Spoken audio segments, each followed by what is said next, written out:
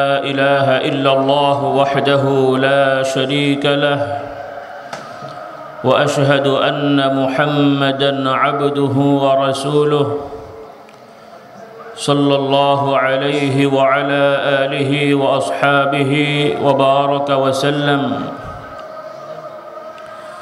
أما بعد فأعوذ بالله من الشيطان الرجيم. بسم الله الرحمن الرحيم. وما خلقت الجن والإنس إلا ليعبدون ما أريد منهم من رزق وما أريد أن يطعمون إن الله هو الرزاق ذو القوة المتين. আল্লাহ রাব্বুল আলামিনের দরবারে আমরা শুকরিয়া আদায় করছি। আল্লাহ তাআলা আমাদেরকে মুমিন মুসলমান হওয়ার তৌফিক দান করেছেন। শুকরিয়াতান বলছি আলহামদুলিল্লাহ। আমরা সকলেই জানি এই জগতে যা কিছু সৃষ্টি হয়েছে সকল কিছুর মধ্যে উল্লেখযোগ্য সৃষ্টি হলাম আমরা মানুষেরা। আমাদের আগে সৃষ্টি হয়েছিল জিন সম্প্রদায়। আমরা সকলেই মুমিন মুসলমান। আমরা বিশ্বাস করি এই জগৎ এমনি থেকে হয়নি, বরং এই সকল কিছুর একজন সৃষ্টিকর্তা রয়েছেন। তাকে আমরা বিশ্বাস করে বলছি তিনি হলেন আল্লাহ। এবং আমরা মুমিন মুসলমান বিশ্বাস করি তিনি একমাত্র সৃষ্টিকর্তা, তিনি একমাত্র লালন পালনকারী। কাজেই যত রকম যা কিছু আমাদের দরকার হবে সর্ব ব্যাপারে একমাত্র তাঁর কাছেই ধর্ণা ধরতে হবে। এই বিষয়টাই হলো আমরা পড়ছি লা ইলাহা ইল্লাল্লাহ। আমরা বিশ্বাস করি সর্বপ্রথম মানুষ হলেন আদম আলাইহিস সালাম। তার থেকে আল্লাহ তাআলা এ পর্যন্ত এবং এই জগতের ধ্বংস পর্যন্ত যত মানুষ পাঠাবেন সকলেই তার সন্তান। তো মহান আল্লাহ তাআলা তার বিধান অনুযায়ী আদম আলাইহিস সালাতু ওয়াস সালাম থেকে শুরু করে সর্বশেষ যাকে নবী রসুল করে তাঁর পক্ষ থেকে পাঠিয়েছিলেন তিনি হলেন সৈয়দুল মুরসালিন, সকল নবীদের সর্দার, যাকে আল্লাহ তাআলা तमाम সৃষ্টি জগতের জন্য করুণা রহমত স্বরূপ নবুয়তের সালাত দিয়ে আল্লাহর পক্ষ থেকে বিধিবিধান জানিয়ে পাঠিয়েছেন।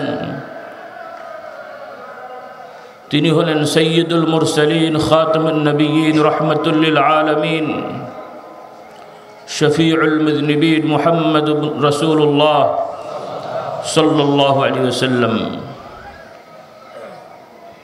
তথা মুহাম্মদ সাল্লাল্লাহু আলাইহি ওয়াসাল্লাম পর্যন্ত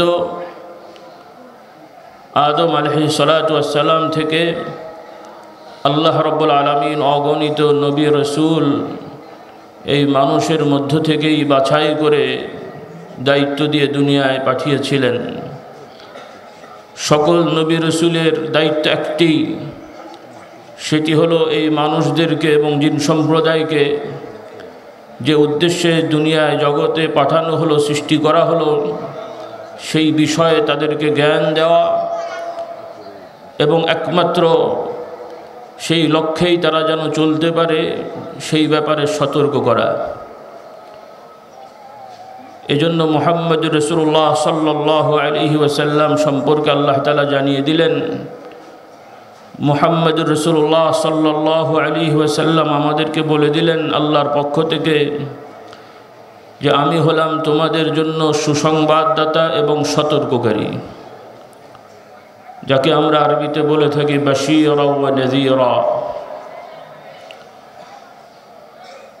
যারা আমরা মানুষেরা, জিন সম্প্রদায়েরা যে উদ্দেশ্যে আমরা সৃষ্টি হলাম সেই উদ্দেশ্য আমরা পালন করব, সেই উদ্দেশ্য আমরা বাস্তবায়ন করব। আমাদের মহান স্রষ্টা আল্লাহ রব্বুল আলামিন আমাদের জন্য পুরস্কার স্বরূপ রেখে দিয়েছেন জান্নাতুল ফিরদাউস। যে জান্নাতের বর্ণনা হলো সেখানে শুধুমাত্র বান্দারা আরাম আয়েশ আনন্দ করবেন। সবথেকে বড় আনন্দের বিষয় হবে যে আল্লাহ রব্বুল আলামিন তার বান্দাদেরকে তাকে নিজেকে দেখার ব্যবস্থা করে দেবেন। এটাই হলো মানুষ এবং জিন সম্প্রদায়ের সবথেকে বড় পাওয়া। তো এই বিষয়ে রাসূলুল্লাহ সাল্লাল্লাহু আলাইহি ওয়াসাল্লাম মানুষদেরকে সুসংবাদ দিলেন। পক্ষান্তরে যারা আল্লাহ রাসূলের বিধান হুকুম মানবে না তথা এই জগতের কোনো স্রষ্টা নাই মনে করছে, অথবা সৃষ্টিকর্তা রয়েছেন, তিনি আবার বহু সৃষ্টিকে তার বিভিন্ন ক্ষমতা অর্পণ করেছেন, দায়িত্ব দিয়েছেন, আল্লাহ মাফ করুন, তারাও আল্লাহ তাআলার সাথে নিজেরাও বিভিন্ন শক্তি ক্ষমতা অর্পণ করতে পারেন, তথা এই সৃষ্টি জগতের বিভিন্ন ব্যাপারে মহান আল্লাহ তাআলার সাথে তাদেরও শরীকানা রয়েছে। এই ধরনের যারা বিশ্বাস করে, এই ধরনের যারা ধারণা করে, তাদের জন্য তিনি সতর্ক করে দিলেন, এই অবস্থায় তাদের মৃত্যু হলে, দুনিয়া থেকে চলে গেলে তাদের জন্য কঠিন শাস্তির ব্যবস্থা আছে, যেখানে আল্লাহ তাআলা ন্যায় বিচার করে, ইনসাফ করে তাদেরকে সেই শাস্তি দেবেন। যে মহান আল্লাহ, যার গুণ, যার সিফাত হলো তিনি রহমান, করুণাময়, দয়াল, সে আল্লাহ রব্বুল আলামিন শাস্তির জন্যে, ইনসাফ বিচার করার জন্যে তখন তিনি কঠোর হবেন। তিনি আল জব্বার, তিনি আল কাহার, এই সিফাত, এই গুণ তিনি দেখাবেন। তথা করুণাময় আল্লাহ ইনসাফ প্রতিষ্ঠা করার জন্য অস্বীকারী, নাস্তিক, অংশীদারবাদী, বিশ্বাসী, মুশরিক, মুলহিদ, কুফফার, এদের জন্য জাহান্নামের শাস্তি দান করবেন। যে জাহান্নামের বর্ণনা হলো আগুন দিয়ে, পাথর দিয়ে জ্বালানো হওয়া। আগুন এবং মানুষ এবং পাথর দিয়ে আগুন জ্বালানো। যে জাহান্নাম আগুনের স্থান, যে আগুনটা সৃষ্টি হবে, আগুনটা জ্বলবেই মানুষ এবং পাথর দিয়ে। এই শাস্তি দেওয়া হবে এবং এই শাস্তির জন্যে, শাস্তি যাতে ভোগ করতে পারে সেজন্য কোরআনুল কারীমের বর্ণনা, যারা আল্লাহ মাফ করুন আমাদেরকে, যারা এই জাহান্নামী হবে, আগুনে তাদের চামড়াগুলো পুড়ে যাবে, গলে যাবে, আবার নতুন করে চামড়া হতে থাকবে, এভাবে চলতে থাকবে। আল্লাহ তাআলা আমাদেরকে মাফ করুন। সেজন্য মুহাম্মদ রাসূলুল্লাহ সাল্লাল্লাহু আলাইহি সাল্লাম হলেন নজির। কাজী আমরা মুমিন মুসলমান, আলহামদুলিল্লাহ আমরা মুমিন মুসলমান হয়েছি, এই ঈমান ইসলামের উপরে দৃঢ়তার সহিত থাকতে হবে। যারা এখনো মুমিন মুসলমান হতে পারেননি, আমাদের সামর্থ্য অনুযায়ী তাদেরকে এই হক, সত্য দাওয়াত, সত্যর পথে আহ্বান করার চেষ্টা করতে হবে। আমরা মুমিন মুসলমান বিশ্বাস করি আমরা মুহাম্মদুর রাসূলুল্লাহ সাল্লাল্লাহু আলাইহি ওয়াসাল্লামের অনুসারী উম্মত। সেই দিক থেকে সকল নবীদেরই আমরা উম্মত, কারণ আমরা কোনো নবী রাসূলকে আলাদা করি না, পৃথক করি না। আমরা বিশ্বাস করি সকল নবী রাসূলগণ একই বিষয়ে প্রেরিত, একই ধারায় তারা এসেছেন, তারা একে অপরের সম্পূরক ছিলেন। তাদের সকল নবীদের পরবর্তীতে মুহাম্মদ রাসূলুল্লাহ সাল্লাল্লাহু আলাইহি ওয়াসাল্লামের দ্বারা আল্লাহ তাআলা তার পক্ষ থেকে এই সৃষ্টি জগতের জন্য যে বিধান নির্ধারণ করে রেখেছেন, সেই বিধান পরিপূর্ণতা দান করেছেন। কাজেই এখানে মুহাম্মদুর রাসূলুল্লাহ সাল্লাল্লাহু আলাইহি সাল্লামের উম্মত হওয়া ছাড়া, অনুসারী হওয়া ছাড়া সফলতার বিকল্প কোনো রাস্তা বিশ্বাস করা, এটাও একটা বড় আত্মঘাতী বিষয়। আমরা কোনো মানুষকে কটাক্ষ করি না, কোনো নিয়মকে আমরা অবজ্ঞা করি না। সকল মানুষের প্রতি আমাদের সম্মান রয়েছে, কিন্তু যেটা সত্য আমরা বিশ্বাস করি সেটা আমরা বলি। যেটা সত্য আমরা বিশ্বাস করি তার পক্ষে মানুষকে আহ্বান করি। যে মানবে তার কল্যাণ হবে, যে মানবে না সে তার নিজের অকল্যাণ ডেকে আনবে। এতে আমাদের কোনো শত্রুতা নেই, ঝগড়া নেই। তবে কেউ যদি আমাদের প্রতি আমাদের স্বাধীনতা হরণ করতে আসে, আমাদের বিশ্বাসে যদি আঘাত করতে আসে, আমাদের নিজেদের জানমালের ক্ষতি করতে আসে, অবশ্যই আমরা সকলেই জানি, বিশ্বাস করি সেই ক্ষতি থেকে বাঁচার অধিকার আমাদের রয়েছে।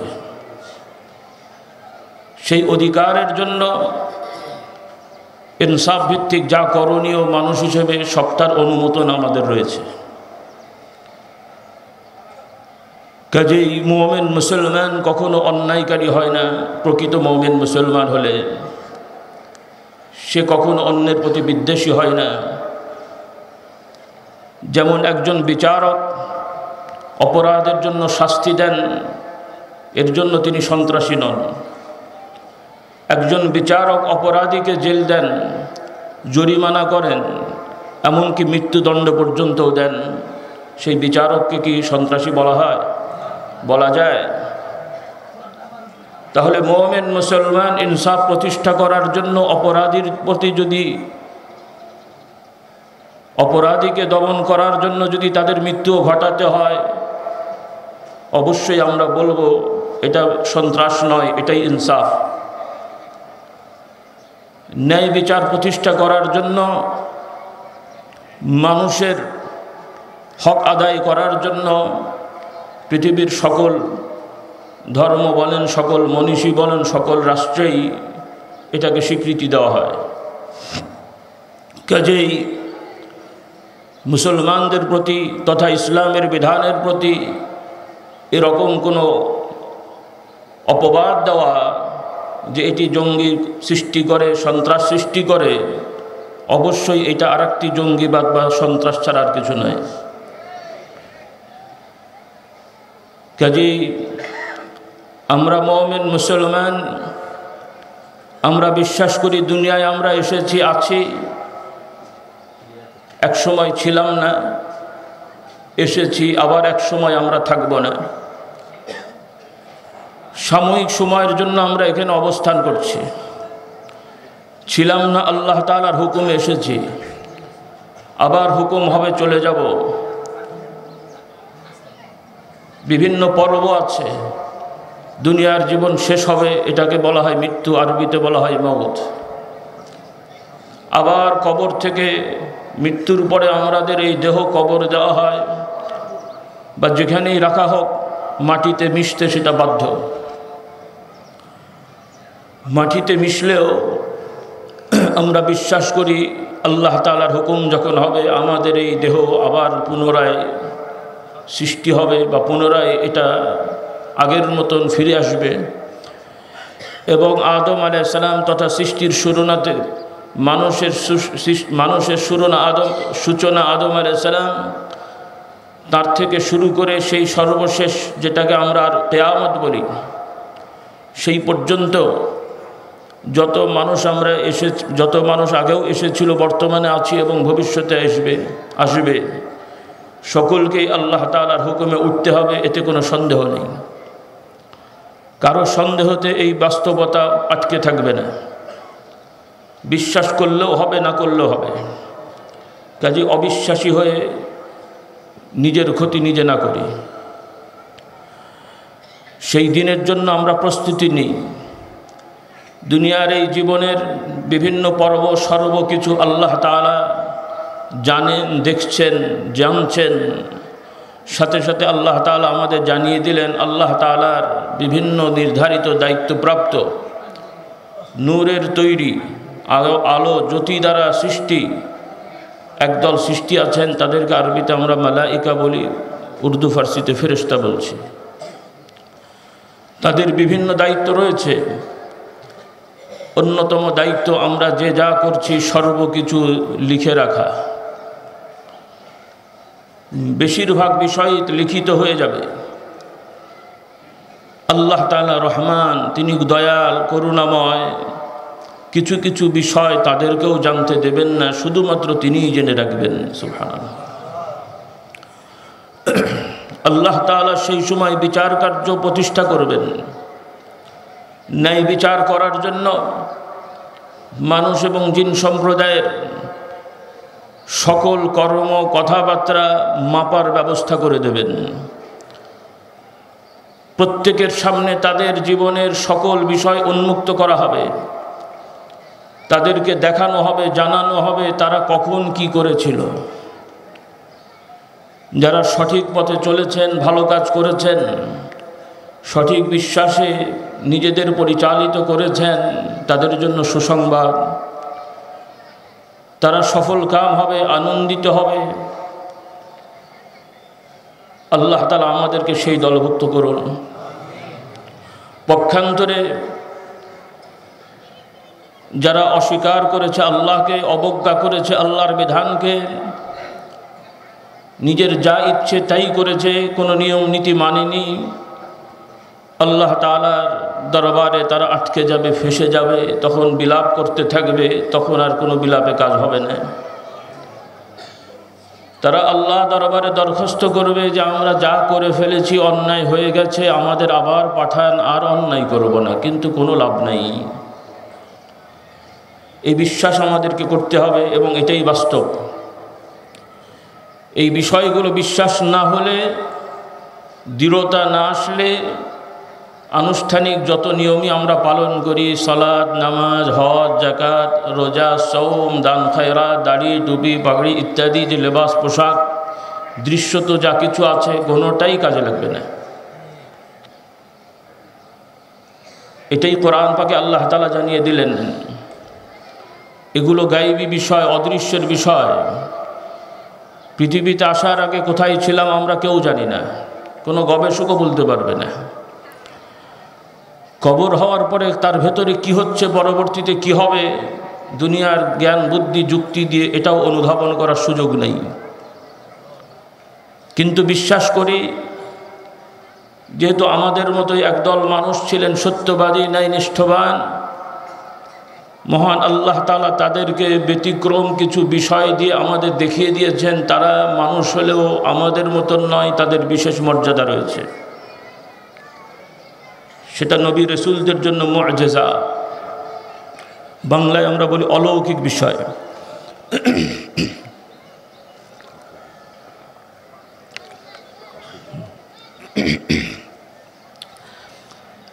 মুআজিজা, অলৌকিক বিষয় সব নবী রাসূলদেরকে আল্লাহ তাআলা দিয়েছিলেন।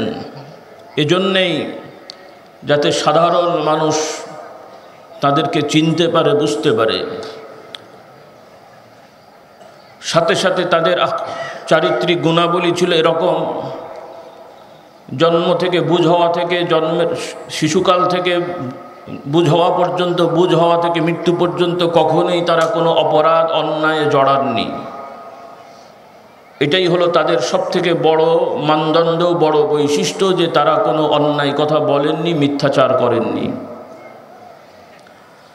আমাদের প্রিয় নবী মুহাম্মদ রাসূলুল্লাহ সাল্লাল্লাহু আলাইহি ওয়াসাল্লাম দাওয়াত দিলেন, আল্লাহর কথা বললেন।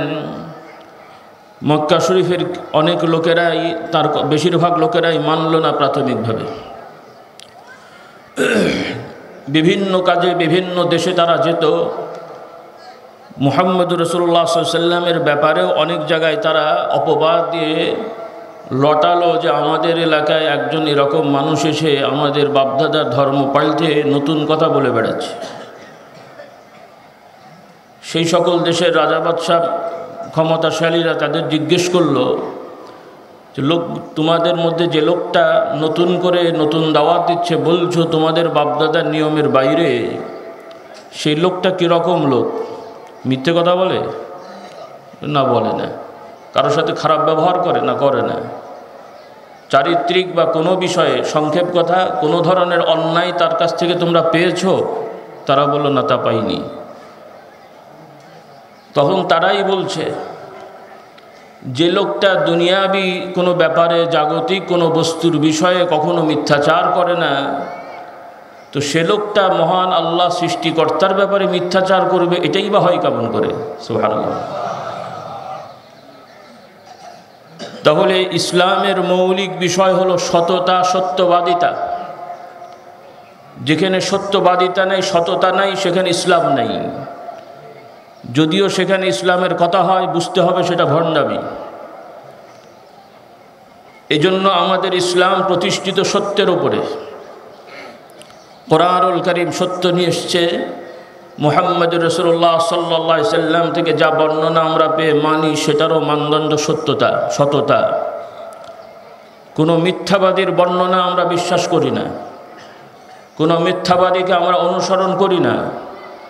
কোরআন পাকে আল্লাহ তাআলা জানিয়ে দিচ্ছেন, তোমরা মিথ্যাবাদীদের অনুসরণ করবে না, সত্যবাদীদের সাথী হও, সত্যবাদীদের সঙ্গ লাভ করো, তাদেরকে অনুসরণ করো। হাদিস শরীফ এসছে। সময়ের অভাবে আমি দীর্ঘ রেফারেন্সের দিকে যাচ্ছি না, সারমর্ম কথাগুলো বলছি।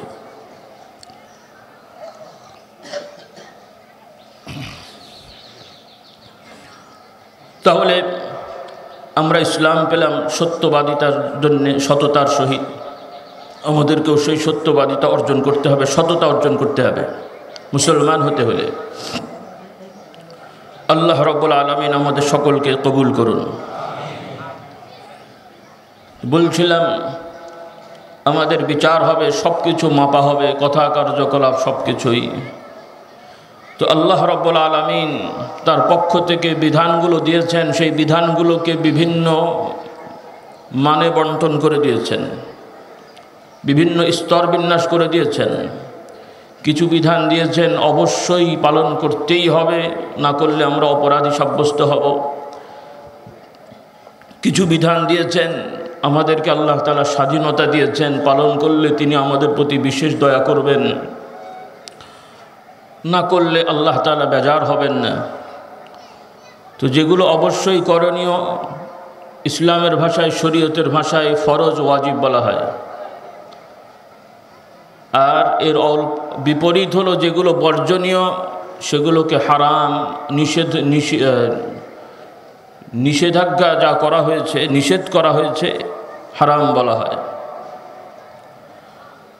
তাহলে একজন মুমিন মুসলমানকে নাজাত পেতে হলে, সফলতা অর্জন করতে হলে, বিশ্বাসের পরেই তার সর্বপ্রথম যে কাজটি করতে হবে, তার জন্য যেই যেই বিষয়গুলো ফরজ, ওয়াজিব, অবশ্যই করণীয়, সেগুলো আঁকড়ে ধরতে হবে। যেগুলো বর্জনীয়, সেগুলো বর্জন করতে হবে।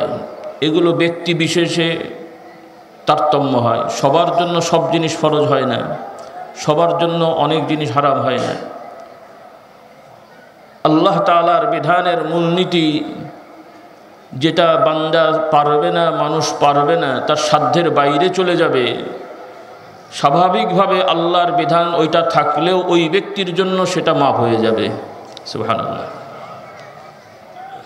এর থেকে সহজ বিধান, সহজ আইন কি দুনিয়ায় আর আছে কোথাও?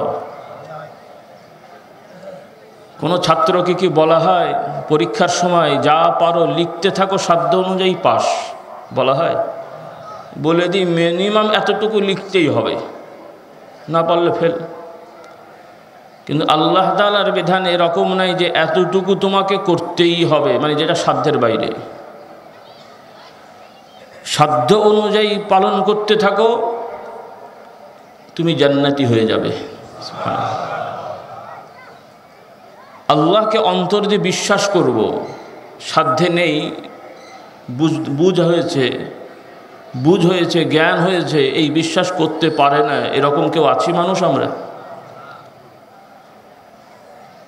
যে যেভাবেই বসে আছি, আল্লাহ মাফ করুন, আল্লাহ তাআলা কাউকে এই পরিস্থিতি স্বীকার না করুন যে একজন মানুষকে যেভাবেই রাখুক, ধরে বেঁধে লটকিয়েও যদি রাখে, সেন্স আছে, ইশারায় আল্লাহকে ডাকতে পারবে না বা আল্লাহর দিকে খেয়াল করতে পারবে না, এরকম কেউ আছে? তাহলে এটা তো আমাদের সাধ্যের ভেতরেই আছে। নারী পুরুষ যারা সাবালক হয়ে গেছি শরীয়তের বিধানে, ইসলামের বিধানে, তথা কিছু নির্ধারিত কিছু সিমটম রয়েছে, গতানুগতিক প্রচলিত আইনে নয়, সেটাও আইন থাকতে পারে, শরীয়তের সাথে সাংঘর্ষিক না। দুনিয়া জাগতিক আইন 18 বছরে অ্যাডাল্ট হয়, সাবালক হয়। আমরা মুমিন মুসলমান বিশ্বাস করি নির্ধারিত কিছু শারীরিক এবং অন্যান্য কিছু সিমটম রয়েছে, এগুলো প্রকাশ হলেই নারী পুরুষরা সাবালক হন, সাবালিকা হন, তথা সেটা 12, 13, 14 হতে পারে। তো এই বয়সের একজন সুস্থ মানুষ জেগে আছে, সময় বুঝতে পারছে যে এখন সকাল, এখন ভোর, এখন সূর্য হেলল, এখন বিকেল, এখন সন্ধ্যা। ইমানের পরেই তার করণীয় হলো আল্লাহ তাআলাকে এই সময়গুলোতে স্মরণ করা, এটাই হলো সালাত। সেই সালাত নামাজের বিধান হলো পাক সাফ হয়ে, যেগুলো আমরা জানি, রুকু সিজদা করে নামাজ আদায় করা। সেই নামাজ সালাতের ফরজ আছে, ওয়াজিব আছে, সুন্নত নফল আছে। ফরজ ওয়াজিব পালন করতে পারলেই ইনশাআল্লাহ নাজাতের রাস্তা খুলে যাবে, কিন্তু নফল আদায় করতে পারলে তার সফলতা বেশি হবে ইনশাআল্লাহ। কথা হলো আল্লাহ তাআলার বিধান, ঈমান, বিশ্বাসের পরেই সকলের জন্য সালাত যথা ওয়াক্তে আদায় করা, ইচ্ছা করে মানে এটাকে নষ্ট না করা। সেটা যদি ইশারায়ও হয় যথা ওয়াক্তে আদায় করে ফেলতে হবে। অসুস্থতার কারণে রুকু সিজদা ইত্যাদি করতে নাও পারলে, এমন জায়গায় আছি কেউ ঘুরিয়ে কেবলামুখী করারও কেউ নেই, যেভাবে আছি আমি বুঝতে পারছি আল্লাহর দিকে মুতাওয়াজ্জহ হয়ে আল্লাহু আকবার বললাম, রুকু সিজদা করলাম, সালাম ফিরালাম, এতটুকু করলেও ফরজ আদায় হয়ে যাবে। কিন্তু করতে হবে, কিন্তু করতে হবে যতক্ষণ জ্ঞান আছে। আর যদি অবহেলায় কাটিয়ে দিই, না শরীর অসুস্থ, এখন দরকার নেই, পরে করব, বা আল্লাহ তাআলা দেখছেন আমি পারছি না, আপনি পারছেন না কোথায়? নিঃশ্বাস নিতে পারছেন, পানি খেতে পারছেন, খাবার খেতে পারছেন, তাকাতে পারছেন, কথা বলতে পারছেন, ইশারা করতে পারছেন, পিপাসা লাগলে ইশারায় পানি চাইতে পারছেন, ক্ষুধা লাগলে ইশারায় খাবার চাইতে পারছেন, ইশারায় কোনো প্রয়োজন হলে বলতে পারছেন, আল্লাহকে ডাকতে পারছি না। আমার পানির থেকেও আমার আল্লাহর দিকে মোতাওয়াজ্জহ হওয়া বেশি দরকার, কারণ তিনি আমার সব কিছু করে দিয়েছেন। এই বুঝটা আমাদের থাকা উচিত। এজন্যই মুহাম্মদুর রাসূলুল্লাহ সাল্লাল্লাহু আলাইহি ওয়াসাল্লাম প্রথমে ঈমানের দাওয়াত দিয়ে এরপরে শিক্ষা দিলেন। মৃত্যুশয্যায় শায়িত তখন পর্যন্ত তার মুখ থেকে এই আওয়াজ আসছে, তোমরা সালাত নামাজকে আঁকড়িয়ে ধরো, নামাজের দিকে খেয়াল রাখো, আর তোমাদের দাসদাসী, তোমাদের অনুগত কৃতদাসী যারা রয়েছে এদের প্রতি সতর্ক থাকো, তথা নামাজ সালাত তোমাদের থেকে যেন ছুটে না যায়, তোমাদের কৃতদাসী তোমাদের থেকে যেন নির্যাতিত না হয়, অপমানিত না হয়, ক্ষতিগ্রস্ত না হয়। এই ছোট্ট কথা থেকে দুটো মূলনীতি, একটা হলো সৃষ্টির সাথে স্রষ্টার সম্পর্ক, আমাদের সাথে আমাদের আল্লাহর সম্পর্ক, আর একটা হলো আমরা যে মানুষ রয়েছি আমাদের পরস্পরের সম্পর্ক। আমাদের জন্য সবথেকে বড়, সবথেকে মহান হলেন আল্লাহ। তিনিই সব কিছু আমাদের করে দিলেন, কাজেই তার প্রতি সামান্যতম বেয়াদবি হয় এমন কাজটি করা যাবে না। এটা হলো আল্লাহর হক। আর একটা হলো সৃষ্টির হক, তার মধ্যে সবথেকে অবহেলিত যেটা, সেটা হলো দাসদাসীর বিষয়। একজন প্রজা বুঝে শুনে সাধারণত দৃশ্যত রাজার সাথে বেয়াদবি করবে না। একজন কর্মচারী স্বাভাবিকভাবেই তার মালিককে ফাঁকি দিতে যাবে না, কারণ তাতে তার বেতন আটকাবে, ফ্যাসিলিটি নষ্ট হবে। সে যদি বুঝতে পারে যে ইনি জেনে যাবেন, সেখানে তার ভয় থাকবে। কিন্তু একজন কৃত দাসদাসী, আগেকার নিয়মে রেওয়াজ ছিল ইসলামের আগে, অর্থাৎ নবুয়তের সমাজ যেখানে ছিল না, সব নবীদের সমাজেই ইসলাম ছিল, আদর্শ ছিল। যে মানুষেরা, যে জাতি, যে গোষ্ঠী আল্লাহর নবীদের বিধানের বাইরে ছিল, সে সকল সমাজের আওয়াজ ছিল যে মানুষ তার কৃত দাসদাসীকে মেরে ফেললেও কোনো বিচার হতো না, খেতে না দিলেও কোনো আইন ছিল না। কেউ যে বলতে পারতো না যে তোমার এই চাকরকে খেতে দাওনি কেন। এটা ছিল তখনকার বিষয়। তাহলে এদের প্রতি অবহেলা করলে কিছুই হবে না, সবাই জানে। কিন্তু মুহাম্মদুর রাসূলুল্লাহ সাল্লাল্লাহু আলাইহি ওয়াসাল্লাম শেখালেন, এই ধরনের কৃত দাসদাসীও যদি তোমার থাকে, তাহলে তুমি যা খাচ্ছ তা তো তাদেরকে খাওয়াতে হবে। সুবহানাল্লাহ। তুমি যেমন পোশাক পরছো তেমন পোশাক তাদেরকে দেবে। যে ধরনের পরিবেশে তুমি থাকছো তাদেরকেও সেরকম ঘরে রাখবে। এই হলো ইসলামের ধারণায় দাসদাসী। এখন বলি দাসদাসী তো দূরের কথা, বর্তমান মুসলমান রাষ্ট্রের একজন অন্যতম নাগরিকও কি এই নিরাপত্তা পায়? কেন পায় না? মুসলমান হতে পারে নাই, অপারেশন হয়েছে, ঈমান আসে নেই। কথা বোঝাতে পারছি? মুসলমান হতে হবে, হলে ভালো করেই হতে হবে। মানুষকে ফাঁকি দিয়ে মুসলমান হয়ে পার পাওয়া যায় না। দুনিয়ার মানুষের ফাঁকি দেওয়া যাবে, সমাজের চক্ষু ফাঁকি দেওয়া যাবে, আড়াল হওয়া যাবে। আল্লাহ রব্বুল আলামিনের জ্ঞান ফাঁকি দেওয়া যাবে না, এই বিশ্বাস করতে হবে। যারা ফাঁকি দিতে চাচ্ছি, ফাঁকি দিচ্ছি, নিজেরাই ফাঁকিতে পড়ব। কাজেই কেউ কারো নিজের জন্য কুয়া না কাটি, নিজের পায়ে কুড়ুল না মারি। তাহলে বান্দার হক, আল্লাহর হক, মহান রব্বুল আলামিন তার পাওনা, তার প্রাপ্য, এবং সৃষ্টি জগতের প্রাপ্য, দুটোকে কেন্দ্র করে হলো আমাদের বিধান ইসলাম। সৃষ্টি জগতের অন্যতম, আমাদের থেকে সর্বোচ্চ সম্মান পাওয়ার অধিকারী, সর্বোচ্চ ত্যাগ পাওয়ার অধিকারী, সর্বোচ্চ সেবা পাওয়ার অধিকারী হলেন বাবা মা। আল্লাহ তাআলার ইবাদতের, আল্লাহ তাআলার প্রতি আনুগত্যতা প্রকাশ করে অন্তরের আকুতি মিনতি জানানোর সাথে সাথে সর্বোচ্চ, নাউজুবিল্লাহ, সাথে সাথে নয়, তারপরে স্থান হলো বাবা মার সম্মান। এমনকি আল্লাহ না করুন কোনো কারণে যদি বাবা মা ভিন্ন ধর্ম অবলম্বীও হন, ইসলাম বিদ্বেষীও হন, তথাপি সেই বাবা মার সাথে দুর্ব্যবহার করে বেয়াদবি হয়, অসৎ আচরণ হয়, এমন কিছু করা যাবে না। ইসলামের শিক্ষা। সুবহানাল্লাহ। বরং আল্লাহ না করুন, সাধারণত বাবা মা এরকম হওয়ার কথা নয়, যদিও দু চারটি হয়ে যায়। কোনো বাবা মা যদি সন্তানের প্রতি অবিচারও করেন, জুলুমও করেন, তথাপি সেই সন্তানের দায়িত্ব হলো তাদের সাথে সদ্ব্যবহার করবে, জুলুম থেকে আত্মরক্ষা করবে, কিন্তু অসৎ আচরণ করবে না। এমনকি সর্বোচ্চ সতর্কতা, বাবা মার সামনে উফ শব্দটা বলে বিরক্ত বোধও করবে না।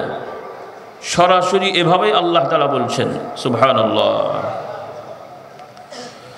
কারণ বাবা মার সামনে সন্তান উফ বলাটাও বাবা মার জন্য ব্যথার কারণ, বিরক্ত হচ্ছে। বাবা মা কেন, আমরাও যদি আমাদের চাকর বাকর আমাদের আমরা হুকুম দিলে যদি বিরক্ত বোধ করে, ভাই আমরা খুশি হই না বেজার হই? মনে মনে বলি দাঁড়া তোকে দেখে নেব, হ্যাঁ? আর যদি একটু ছিটিয়াল হই, সাথে সাথে বরখাস্ত। তাহলে সামান্য কটা বেতন দিই, তার জন্য এত গরম। আর যে বাবা মা না খেয়ে, নিজেরা না খেয়ে আমাদের খাওয়ালেন, কনকনে শীতে নিজেদের কাপড় বাদ দিয়ে না থাকলে আমাদের কাপড় পরালেন, ভিজা বিছানা থাকলে নিজেরা সেখানে শুয়ে আমাদের শুকনো বিছানায় শোয়ালেন। সে বাবা মার প্রতি অবজ্ঞা আল্লাহ তাআলা কখনোই বরদাস্ত করেন না। বহু ঘটনা রয়েছে, অনেক ইবাদতকারী আবেদ জাহেদ বাবা মার সাথে বেয়াদবি করার কারণে তারাও বিপদগ্রস্ত হয়েছেন। সংক্ষেপ বর্ণনা বলছি, মানে খুবই ইবাদতকারী, নামাজ রোজা জিকির আজকার সর্বসময় এগুলো নিয়েই ব্যস্ত, হঠাৎ এক ঝামেলায় পড়ে গেলেন। সংক্ষেপ জটিল ঝামেলা, মানে চারিত্রিক একটা মানে মিথ্যাচারে পড়ে গেলেন। আর এই ধরনের কিছু হলে গ্রামের কি হয় সেটা তো জানেনি, বেচারা জাননি টানাটানি, সে অন্যায় করেননি, কিন্তু এরকম একটা ঝামেলায় পড়ে গেলেন। চিন্তা করলেন যে যাই হোক কিছুটা হলো আল্লাহর ভয় আছে, দিনের কাজ আল্লাহর ইবাদত করেন। চিন্তা করছেন যে আমি কি করলাম, আল্লাহ তাআলার এই পরীক্ষা আমার জন্য কেন এলো, আমি তো এই অন্যায় করিনি, কিন্তু কেন আমার উপর এটা আসলো। খুঁজে পেলেন যে আমার একটা অন্যায় হয়ে গেছে, যে আমার মা আমার প্রতি নাখোশ হয়ে গেছে।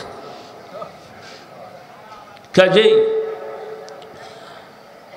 বহু নামাজ রোজা করেছে, মায়ের সাথে বেয়াদবি করার কারণে বিপদে পড়ে গেছে। এই বিপদ আল্লাহর পক্ষ থেকে শাস্তি। খুব সতর্ক হবে, বিশেষ করে আমার যুবক যুবতী ভাই বোনেরা, খবরদার বাবা মার সাথে বেয়াদবি করবে না। বাবা মার কথাবার্তা যদি পছন্দ নাও হয়, শালীন ভাষায় সুন্দর ভাষায় বলো, না হলে চুপ থাকো।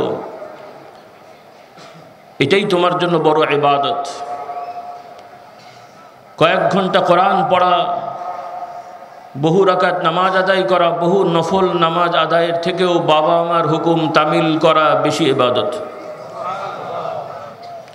এমনকি উলামারা বলেন কোরআন সুন্নাহর আলোকে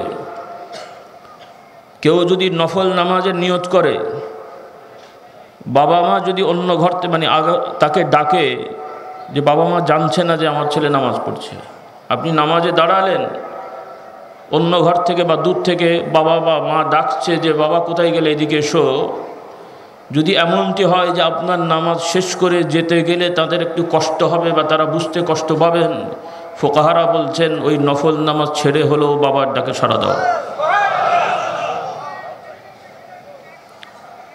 এই হলো তাদের সম্মান। অথচ আমরা তাদেরকে অবহেলা করছি, কারণ হলো দিন শিখিনি, ইসলাম শিখিনি। আর আমাদেরও দোষ হয়েছে যে আমরাও আমাদের সন্তানদেরকে দিন শেখাচ্ছি না, সেজন্য আমরাও আমাদের হক পাচ্ছি না। কারণ আমাদের সন্তানদের হক আমরা দিচ্ছি না, কাজেই আমরাও আমাদের হক পাচ্ছি না। সন্তানের সবথেকে বড় হক, সন্তানের প্রতি বাবা মার সবথেকে বড় দায়িত্ব সেই সন্তানকে তার স্রষ্টাকে চেনানো। যখন আমার সন্তান বুঝ হবে তখন আমার দায়িত্ব হবে আমার সন্তানকে আল্লাহ চেনানো। কিন্তু আমরা মুসলমান, আমরা আল্লাহ চেনাচ্ছি না, বরং আগরুম বাগরুম চেনাচ্ছি। বরং আমাদের কাছে মাথায় দেওয়া হচ্ছে যে এই ছোট বাচ্চাকে এই ধর্মের কথা বললে বিগড়ে যাবে।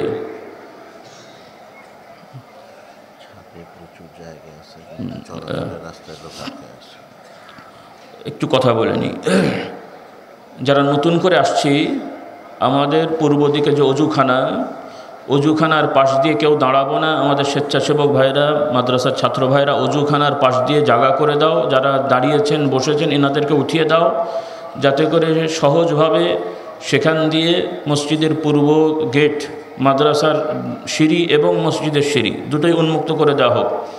মাদ্রাসার সিঁড়ি এবং মসজিদের সিঁড়ি পূর্ব উত্তর কর্নারে যেটা রয়েছে সেখান দিয়ে যেন মানুষ অবাধে যেতে পারে সেই ব্যবস্থা করে দেওয়া হোক, এবং মানুষদেরকে আহ্বান করে মসজিদের ছাদে ওঠার ব্যবস্থা করে দেওয়া হোক। নিচে সম্ভবত সেরকম কোনো জায়গা নাই। যারা নতুন করে আসছেন আপনারা আস্তে আস্তে মসজিদের এবং এই আমাদের মাঠের শেষ প্রান্ত পূর্ব উত্তর কর্নারের অজুখানার পাশ দিয়ে আপনারা ছাদে চলে যান। ছাদে যেয়ে কাতার সোজা করে বসবেন, নিজ নিজ দায়িত্বে কাতার সোজা করবেন এবং শূন্যস্থান পূর্ণ করবেন। আল্লাহ তাআলা আমাদেরকে বোঝার তৌফিক দান করুন। তো বাবা মার প্রথম দায়িত্ব সন্তানকে ঈমান শেখানো। খবরদার এই ওয়াসওয়াসায় পড়বেন না যে ছোট বাচ্চাকে আল্লাহর কথা বলতে নাই। ধর্ম বলতে আল্লাহর কথা বলতে বলা হয়েছে। তারা বলবে না যে আল্লাহর কথা বলো না, স্রষ্টাকে চিনিও না, বলবে ধর্মের কথা বলো না। আমাদের ধর্মই তো আল্লাহর কথা। আমার ছেলে মেয়ে বুঝ হলে তাকে শেখাবো যে আমরা দুনিয়ায় এসেছি, যা দরকার সর্বপ্রথম বলবো আল্লাহকে। সন্তানকে শেখাবো, বাবা তোমার কিছু লাগলে তুমি বলো, আল্লাহ আমাকে এটা ব্যবস্থা করে দেন। বাবা মার কাছে চাওয়ার আগে, আমার কাছে চাওয়ার আগে বাবা বলো যে আল্লাহ আমাকে এটা ব্যবস্থা করে দেন। সুবহানাল্লাহ বলো। এই শিক্ষা ছোটবেলা থেকে বা সন্তানকে দেবো, আদর্শ শেখাবো। যখন থেকে তার বুঝ হচ্ছে, সে নিতে পারছে। আর কিছু বিষয় আছে বলতে হয় না, যে সন্তান বাবা মাকে দেখবে প্রতিদিন 5 বার আল্লাহু আকবার বলছে, আজান শুনছে, এই পরিবেশে সন্তান গড়লে তাকে কি শেখাতে হয়? কারণ তারা তো আমাদের থেকে শুনে শুনে শেখে। আমরা তো তাদেরকে ব্যাকরণ গ্রামার পড়াই না যে বাবা বলো আমি খাই তুমি যাও, উল্টোটা বলো না যে আমি খাও তুমি যাই। ব্যাকরণ পড়াতে হয়, আমার থেকে তারা শিখে ফেলে। তো যে সন্তান দেখবে সকালবেলা ফজরে উঠে বাবা আল্লাহু আকবার বলছে, মা আল্লাহু আকবার বলছে, সে তো আল্লাহু আকবারই বলবে। আর যে সন্তান সকালে উঠে দেখছে মা বাবা সারেগামা করছে, তো সে কি বলবে? হ্যাঁ, তাহলে বলতে হবে না, আমাদের থেকেই তারা শিখবে। এটা হলো 7-এর আগ পর্যন্ত। 7 বছরের আগ পর্যন্ত তারা এমনি যা শেখার শিখে ফেলবে। যখন তার 7 বছর বয়স হবে, আল্লাহর বিধান তাকে তখন বুঝিয়ে বুঝিয়ে আমাদের সাথে নামাজ শেখাতে হবে। 7 থেকে 10, 4 বছর ধরে রাগারাগি নয়, মারামারি নয়, গালাগালি নয়, শুধু আদর সোহাগ বুঝ দিয়ে, মজা করে বলি ঘুষ দিয়ে তাদেরকে নামাজ শেখাবো। রাজি আছি ইনশাআল্লাহ? সেই সন্তান আপনার জন্য জান্নাতে যাওয়ার কারণ হবে। আর যে সন্তানের জন্য কোটি টাকা ব্যয় করে, রক্ত পানি করে, মানুষের ক্ষতি করে, দুর্নীতি করে মানুষ করার চেষ্টা করছেন, সে সন্তান অমানুষ হবে। এদের জন্য দুনিয়াতেও লাঞ্ছনার শিকার তুমি হবে, আখিরাতেও লাঞ্ছনার শিকার হবে। কাজেই সন্তান গড়ো, নিজেকে জাহান্নাম থেকে বাঁচানোর চেষ্টা করো, সন্তানদের জাহান্নাম থেকে বাঁচানোর চেষ্টা করো। সবথেকে বড় জ্ঞানী বিদ্বান তিনি, যিনি তার নিজেকে জাহান্নাম থেকে বাঁচাবেন। আর আমরা আমাদের সন্তানদেরকে নিজেদের জীবন থেকেও ভালোবাসি, নিজেরা কষ্টে থাকলেও সন্তানদের কষ্টে থাকতে দিই না। তাহলে সে বাবা মা হয়ে কেমন করে আমার সন্তান আগুনে পড়বে সে কাজ করতে দেব? আমার সামনে আমার ছেলেকে পুলিশ ধরে মারুক চাই, আমার সামনে আমার সন্তান জেল খাটুক চাই, আমার সন্তানকে আরেকজন ধরে নিয়ে যাওক চাই। এরকম আল্লাহ না করো ঘটনা ঘটলে নিজের জমি জায়গা ভিটে বিক্রি করে হলেও সন্তানকে রিলিজ করার চেষ্টা করি। তাহলে এটা যদি দুনিয়ার শাস্তির, দুনিয়ার কষ্টের জন্য এতটুকু করতে পারি যে দুনিয়া মুহূর্তের জন্য শেষ হয়ে যাবে, আমার জন্য হবে, আমার ছেলেমেয়ের জন্য হবে, নতুন জীবন, আসল জীবন শুরু হবে, পর্ব শুরু হবে, সেই সময়ের জন্য আমাদের কিছু করণীয় আছে না নেই? কাজেই খুব বুঝ করে করবেন। আপনারা ভক্তি করেন, ভালোবাসেন, আলেম ওলামা হুজুরের কাছে যে দোয়া চান, আমার সন্তান ডাক্তার হবে, ইঞ্জিনিয়ার হবে, প্রমোশন হবে, ভালো, এগুলো দোষ না, ভালো। এর থেকেও বেশি গুরুত্ব দিতে হবে যে আমার আপনার সন্তান যেন আল্লাহওয়ালা হয়, দুনিয়ায় প্রতিষ্ঠিত হোক, নিষেধাজ্ঞা নেই। আপনার ছেলে মেয়ে রাজা হবে, মন্ত্রী হবে, প্রেসিডেন্ট হবে, চেয়ারম্যান হবে, মেম্বার হবে, বিচারক হবে, বিভিন্ন কর্মকর্তা হবে, শরীয়তে বাধা নাই। কিন্তু এটা তো আসল সফলতা নয়। আসল সফলতা হলো বিশ্বাসী হয়ে কবরে যাওয়া। এজন্যে ছেলে মেয়েদের প্রতি খুবই যত্নবান হবেন, ঈমান শেখাবেন, আমল শেখাবেন। আল্লাহ তাআলার রহমত, আমরা চেষ্টা করেছি, ভুল ত্রুটি আল্লাহ তাআলা ক্ষমা করবেন, আল্লাহ দরবারে দোয়া করছি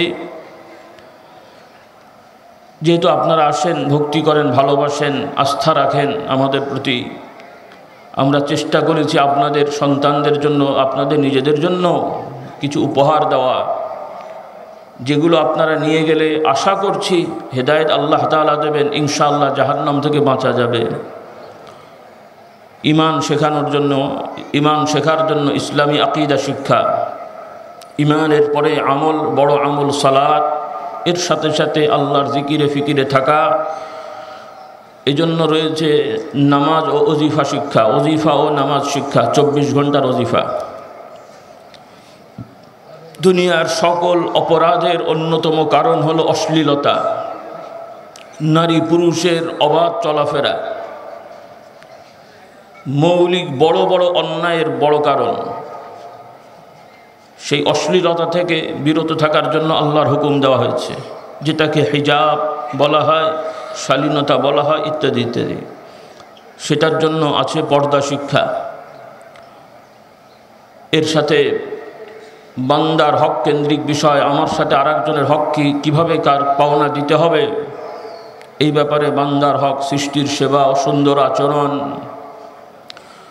এরপরে বিপদ আপদে সর্ব অবস্থায় কিভাবে আল্লাহকে ডাকতে হবে, তার মৌলিক কিছু দিক নির্দেশনামূলক, বিপদের মুক্তির আমল ইত্যাদি বিষয়ে আরও অনেক কিতাব পুস্তক সংকলন করা হয়েছে, যেগুলো মৌলিক কোরআন সুন্নাহ থেকে নেওয়া এবং বড় বড় জ্ঞানী বিদ্বান উলামা যারা মৌলিকভাবে লিখেছেন, সংকলন করেছেন, তাদের সহযোগিতায় এগুলো সংকলিত।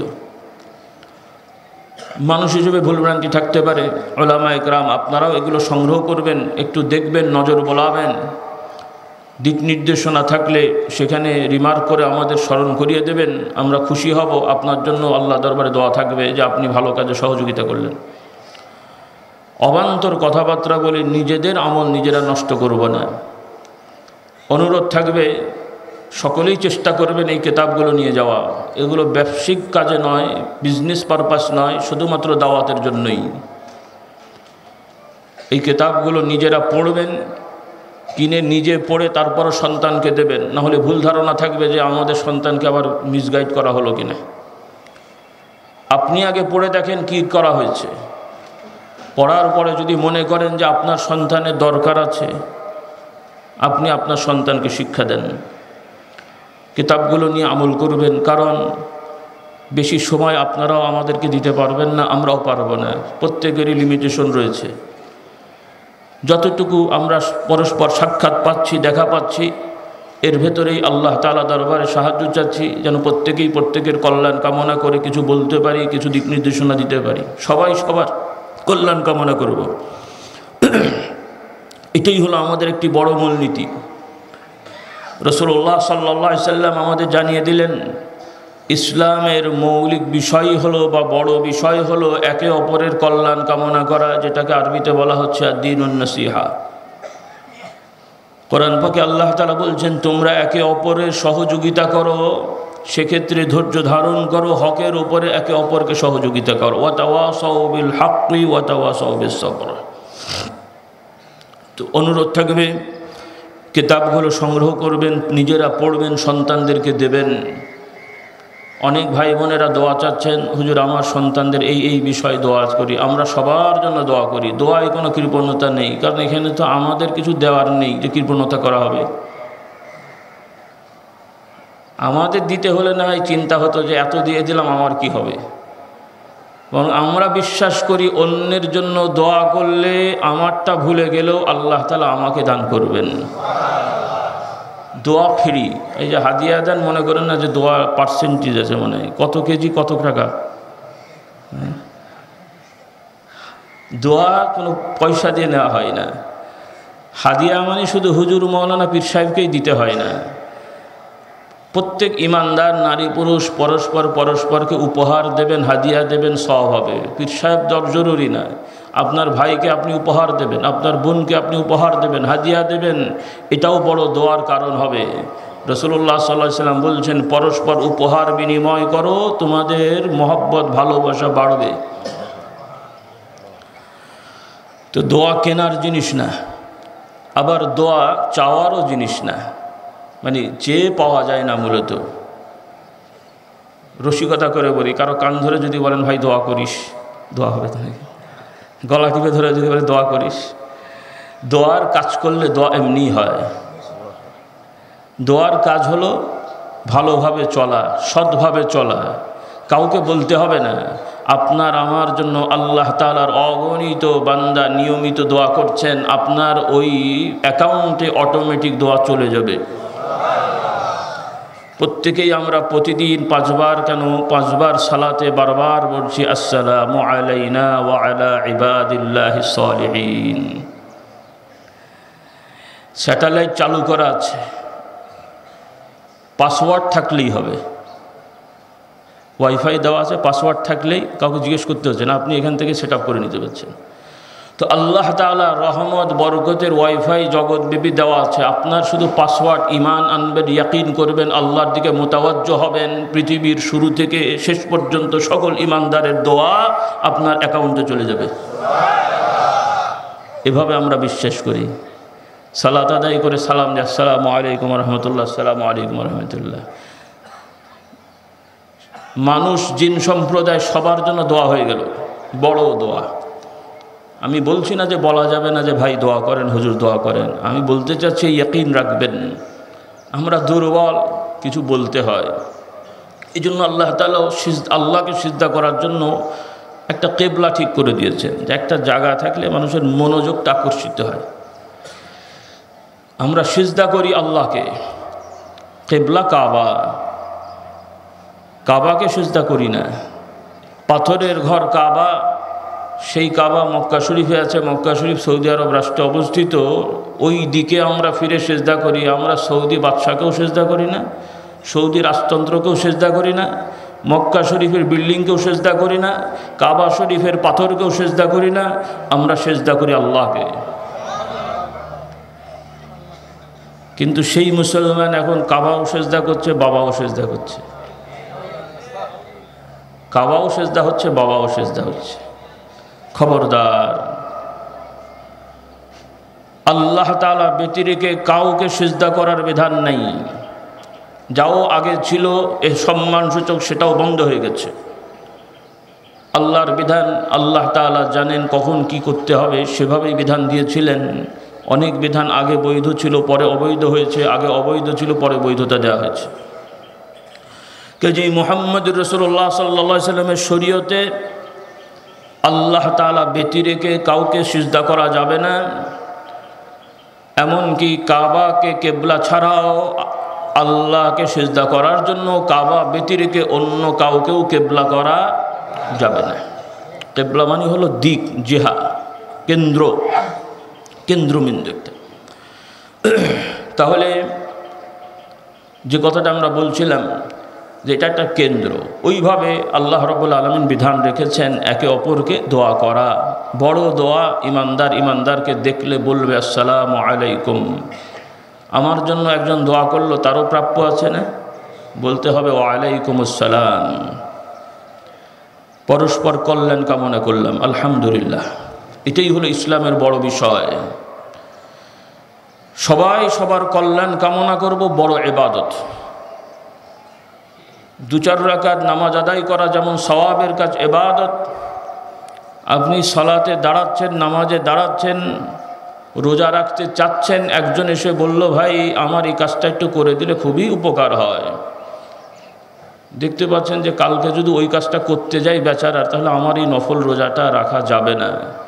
আপনার ওই নফল রোজা থেকে ওই বেচারার কাজ করে দিলে সব বেশি হবে। কারণ আরেকদিন আপনি নফল রোজা রাখতে পারবেন। ওই বেচারার এই কাজটা এখন জরুরি, নফলের কথা বলছি, আবার উল্টো পাল্টা বুঝবেন না। নফল নামাজ পড়বেন, দাঁড়িয়েছেন, হঠাৎ করে একজন বলছে ভাই আমার খুব ঝামেলা হয়ে গেছে, ডাক্তার সাহেব ইমার্জেন্সি রোগী চলে এসছে। ডাক্তার সাহেব বলছে আমি আগে ওজিফা করি, তারপর ইঞ্জেকশন দেবো। তোমার ওজিফা বন্ধ থাকুক, আগে ইঞ্জেকশন, ওজিফা তোমার। কথা বুঝতে পারেননি? ইমিগ্রেশনে পাহারা দিচ্ছেন, বড় ধরনের জটিলতা হয়ে যাবে। বেখেয়াল হলেই নানান ধরনের স্মাগলিং শুরু হয়ে যাবে, মানে খারাপ জিনিস, হিরোইন, গাঁজা, আফিন, মদ, দুষ্কৃতিকারীরা চলে যাবে। আপনার ও নফল নামাজ নয়, আপনার ওজিফা হলো পাহারা দেওয়া, দেশের শান্তি রক্ষা করা। রাতের বেলা তাহাজ্জুদ করবেন, জিকির পড়বেন, ভালো কাজ। যারা টহল বাহিনী আছেন তাদের বড় ইবাদত আল্লাহর বান্দাদের নিরাপত্তার জন্য জেগে জেগে বিচক্ষণতার সহিত পাহারা দেওয়া, এটা আপনার বড় ইবাদত। এগুলো আমরা মুসলমান বিশ্বাস করি। আমাদের ইসলাম ধর্মই হলো মানুষের সেবা করা, মানুষ মারা নয়। তবে যে মানুষ মানুষের জন্য রাক্ষস হয় সেই রাক্ষসকে মারা, মানবরূপী পশুদেরকে ধ্বংস করা, কারণ এতে মানুষের জীবন আছে। এটা হলো আমরা বিশ্বাস করি। ইবাদত শিখে নেব যে ইবাদত কাকে বলা হয়।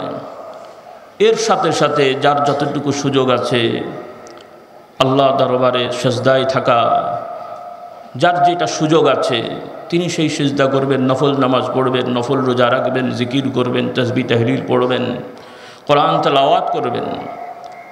আমি শুধু ওই কথাগুলো বললাম ভারসাম্যটা ঠিক রাখা, কারণ আমরা দৃশ্যত দেখতে পাই বহু ভাই মন ভালো ধর্ম ইসলাম পালন করতে চান কিন্তু ভারসাম্য হারিয়ে ফেলেন। উপার্জনে হালাল হারাম বাছ বিচার করি না, কিন্তু দান খয়রাত করি। ব্যবসা করতে যে অন্যকে ঠকাই, উপার্জন হয়েছে, দান ইনকাম করেছি, আর একজনকে ঠকিয়ে সেখান থেকে মসজিদ মাদ্রাসায় দান করছি, হুজুরকে হাদিয়া দিচ্ছি, সব হবে তো ভাই? আল্লাহ বলছেন সুদি কারবার করো না। সুদি কারবার করে ব্যাংকে কোটি টাকা ডিপোজিট রেখে টাকা তুলছি আর ওয়াজ নসিহত করে বা আল্লাহর কথা বলে বেড়াচ্ছি, সব হবে তো? হয় এটা বুঝের অভাব, না হলে এটা ভণ্ডামি হবে। বোঝেননি, বুঝে নেন, এ কাজ করবেন না। ব্যবসা করেন, বিনিয়োগ করেন, লাভ লোকসানের ভিত্তিতে ব্যবসা করেন, মানুষের প্রয়োজনীয় পণ্য নিয়ে ব্যবসা করেন, অপ্রয়োজনীয় পণ্য ক্ষতিকার বিষয় এটা নিয়ে ব্যবসা করাও হারাম। মদের ব্যবসা, সিগারেটের ব্যবসা, বিড়ির ব্যবসা, হিরোইনের ব্যবসা, আফিনের ব্যবসা, হয়তো আপনি ব্যবসাই করছেন, পণ্য দিচ্ছেন, টাকা নিচ্ছেন, বিড়ি বিক্রি করছেন, পণ্য দিচ্ছেন, টাকা নিচ্ছেন, হালাল না হারাম? কষ্ট করছেন, প্রতিদান নিচ্ছেন, বৈধ, নাউজুবিল্লাহ। কিন্তু অন্য ধরনের যে একটা ব্যবসা রয়েছে, প্রচলিত বহু মুসলমান দেশেও স্বীকৃতি দেওয়া হচ্ছে যে ওখানে ওই সকল কাজ চলবে, তারাও পরিশ্রম করে কাজ করছে, তাদের জন্য বৈধ, তার মানে ওখানেও কাজ করলে গোনা হয় না। কি কথা বোঝাতে পারিনি? আমরা তো সব কথা তো আর বলা মুখেও আনা ভালো মনে করি না। তা আমি মজাক করে বলি যে কবে আবার একদল বলে বেড়াবে যে যারা পকেট মারে, ডাকাতি করে, এরাও তো কষ্ট করে, এদের জন্য একটা নীতি থাকা উচিত যে এই পরিমাণ ডাকাতি করলে দোষ হবে না। কি বলে? যেমন কিছু কিছু শোনা যাচ্ছে যে এই পরিমাণ দুর্নীতি করলে দোষ হয় না। অদ্ভুত কাণ্ড। আল্লাহু আকবার। যে যেমন তার থেকে সেটা প্রকাশ পাবেই, চেপে রাখা যাবে না। আবর্জনাতে সেন্ট দিলে কখনোই সুগন্ধ পাওয়া যাবে না। আল্লাহু আকবার। আল্লাহ তাআলা আমাদের হেদায়েত করুন, সকলে বলুন আল্লাহুম্মা আমিন। তো যাই হোক, কথা বেড়ে যাচ্ছে, আপনাদের কষ্ট দেব না। আপনারা মাশাআল্লাহ সুন্দরভাবে সবাই ভালোভাবে আছেন, কিন্তু অনেক ভাইরা রোদে বসে আছেন, দীর্ঘ সময় নেব না। তো মূল কথা হলো আমরা ইবাদত করব, ফরজ ও ওয়াজিব তো আদায় করতেই হবে। বিশ্বাস হবে ফরজ আমল না করলে শাস্তি হবে এবং এটা থেকে বাঁচতে হবে। হারাম কাজে লিপ্ত হলে শাস্তি হবে, এটা থেকে বাঁচতে হবে। আল্লাহ তাআলা আমাদের তৌফিক দেন, সকলে বলুন আল্লাহুম্মা আমিন। এর সাথে নফল, যেটা না করলে অপরাধ হয় না, করলে সওয়াব হয়, আলহামদুলিল্লাহ বলেন। এগুলো আমরা অগ্রসর হব। এতে কি হবে? আল্লাহ তাআলার হুকুমের ফরজগুলো পালন করলে, হারামগুলো বর্জন করলে আল্লাহ তাআলা ওই বান্দার প্রতি সন্তুষ্ট থাকেন, সুবহানাল্লাহ। সাথে সাথে যারা নফল পালন করবেন, আল্লাহ রাব্বুল আলামিন ওই বান্দাদেরকে ভালোবাসবেন। যে বান্দাদেরকে আল্লাহ তাআলা ভালোবাসবেন, ওই বান্দাদের চোখ দিয়ে দেখা, হাত দিয়ে ধরা, পা দিয়ে চলা, কান দিয়ে শোনা, আল্লাহ তাআলা তাঁর ভাষায় বলছেন আমি হয়ে যাব। তথা ওই বান্দার সর্ববিষয় মহান আল্লাহ রাব্বুল আলামিন দয়া করে বিশেষভাবে ব্যবস্থাপনা করে দেবেন। যা চাইবেন বান্দা তাই দেবেন, যা থেকে আশ্রয় চাইবেন তা থেকেই নিরাপত্তা দেওয়া হবে। বান্দা যদি এমন অবস্থায় থাকে যে দুনিয়ার সব শক্তি সেখান থেকে তাকে উদ্ধার করতে কি বলে আপনার অপারগ, আল্লাহ রাব্বুল আলামিন সেখানেই তার সর্বময় সুন্দর ব্যবস্থা করে দিতে পারেন এবং দিয়েছেন। আল্লাহর প্রিয় বান্দা ইব্রাহিম আলাইহিস সালামকে পোড়ানোর জন্য আগুনের ভেতরে রাখা হয়েছে। যে আগুন থেকে গরম বের হবে, পুড়ে যাবে, আল্লাহ তাআলা সেই আগুনের ভেতরে শান্তিময় ঠান্ডার ব্যবস্থাপনা করে দিলেন।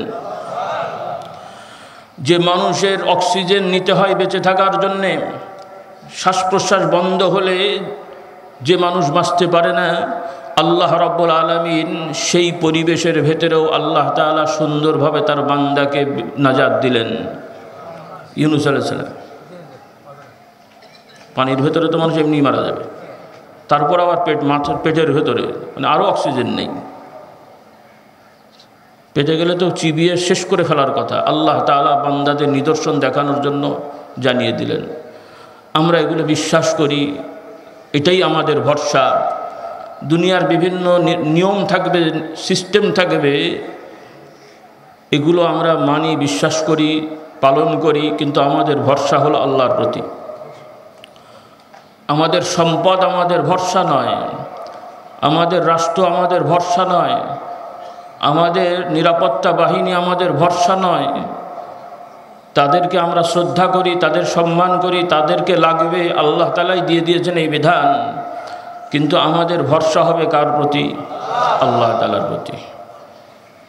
এগুলো বিশ্বাসের বিষয়। তো বলছিলাম নফল ইবাদত বেশি বেশি করে করব, নফল নামাজ, নফল রোজা, জিকির আজকার, কোরআন তেলাওয়াত।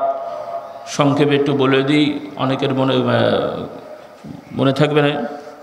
নফল নামাজের ভেতরে সকাল থেকে আছে ইশরাকের নামাজ, সন্ধ্যাবেলায় আছে মাগরিবের পরে সুন্নতের পরে আওয়াবিনের নামাজ, রাতের বেলা ফজরের আগে রয়েছে তাহাজ্জুদের নামাজ ইশার পর থেকে। তবে তাহাজ্জুদ বলতে ওইটাই বোঝাবে ইশার পরে বিশ্রাম নিয়ে কিছু সময় ঘুম বা বিশ্রামের পরে উঠে যে সালাত আদায় করা হয় এটাকে তাহাজ্জুদ বলা হয়, কিয়ামুল লাইল। এটাই উত্তম। আর যদি অতটুক না পারি তাহলে অন্তত জেগে থাকলেও ঘুমানোর আগে কিছু পড়ে নিলাম, তাও ইনশাআল্লাহ আল্লাহ তাআলা আমাদের সওয়াব দান করবেন। বিশ্বাস করব শেষ রাতে সর্বসময় আল্লাহ তাআলা শোনেন, জানেন, দেখেন, দোয়া কবুল হয়, কিন্তু বিশেষ কিছু মুহূর্তে আল্লাহ তাআলা বিশেষ ছাড় দেন। তার মধ্যে অন্যতম ছাড় হলো ইকামত এবং নামাজের মধ্যবর্তী সময়, আজান ইকামতের মধ্যবর্তী সময়, শেষ রাতে মসজিদে নামাজের অবস্থানরত সময়। এই সময়গুলো বেশি দোয়া কবুল করা হয়। চেষ্টা করব যাদের অবসরতা আছে, পুরুষেরা জামাতে তো যাবই, একটু আগে আগে যে মসজিদে অবস্থান করা। এমনি মুসল্লিদের জন্য ইমাম সাহেবের বিষয় ভিন্ন, তিনিও প্রস্তুতি রাখবেন। অন্যান্য বিষয় আছে, সময় কম, অত বিস্তারিত যাচ্ছে না। অর্থাৎ যাদের অন্য ব্যস্ততা বেশি নাই, আমরা চেষ্টা করব নামাজে জামাতে যে বেশি সময় ব্যয় করা।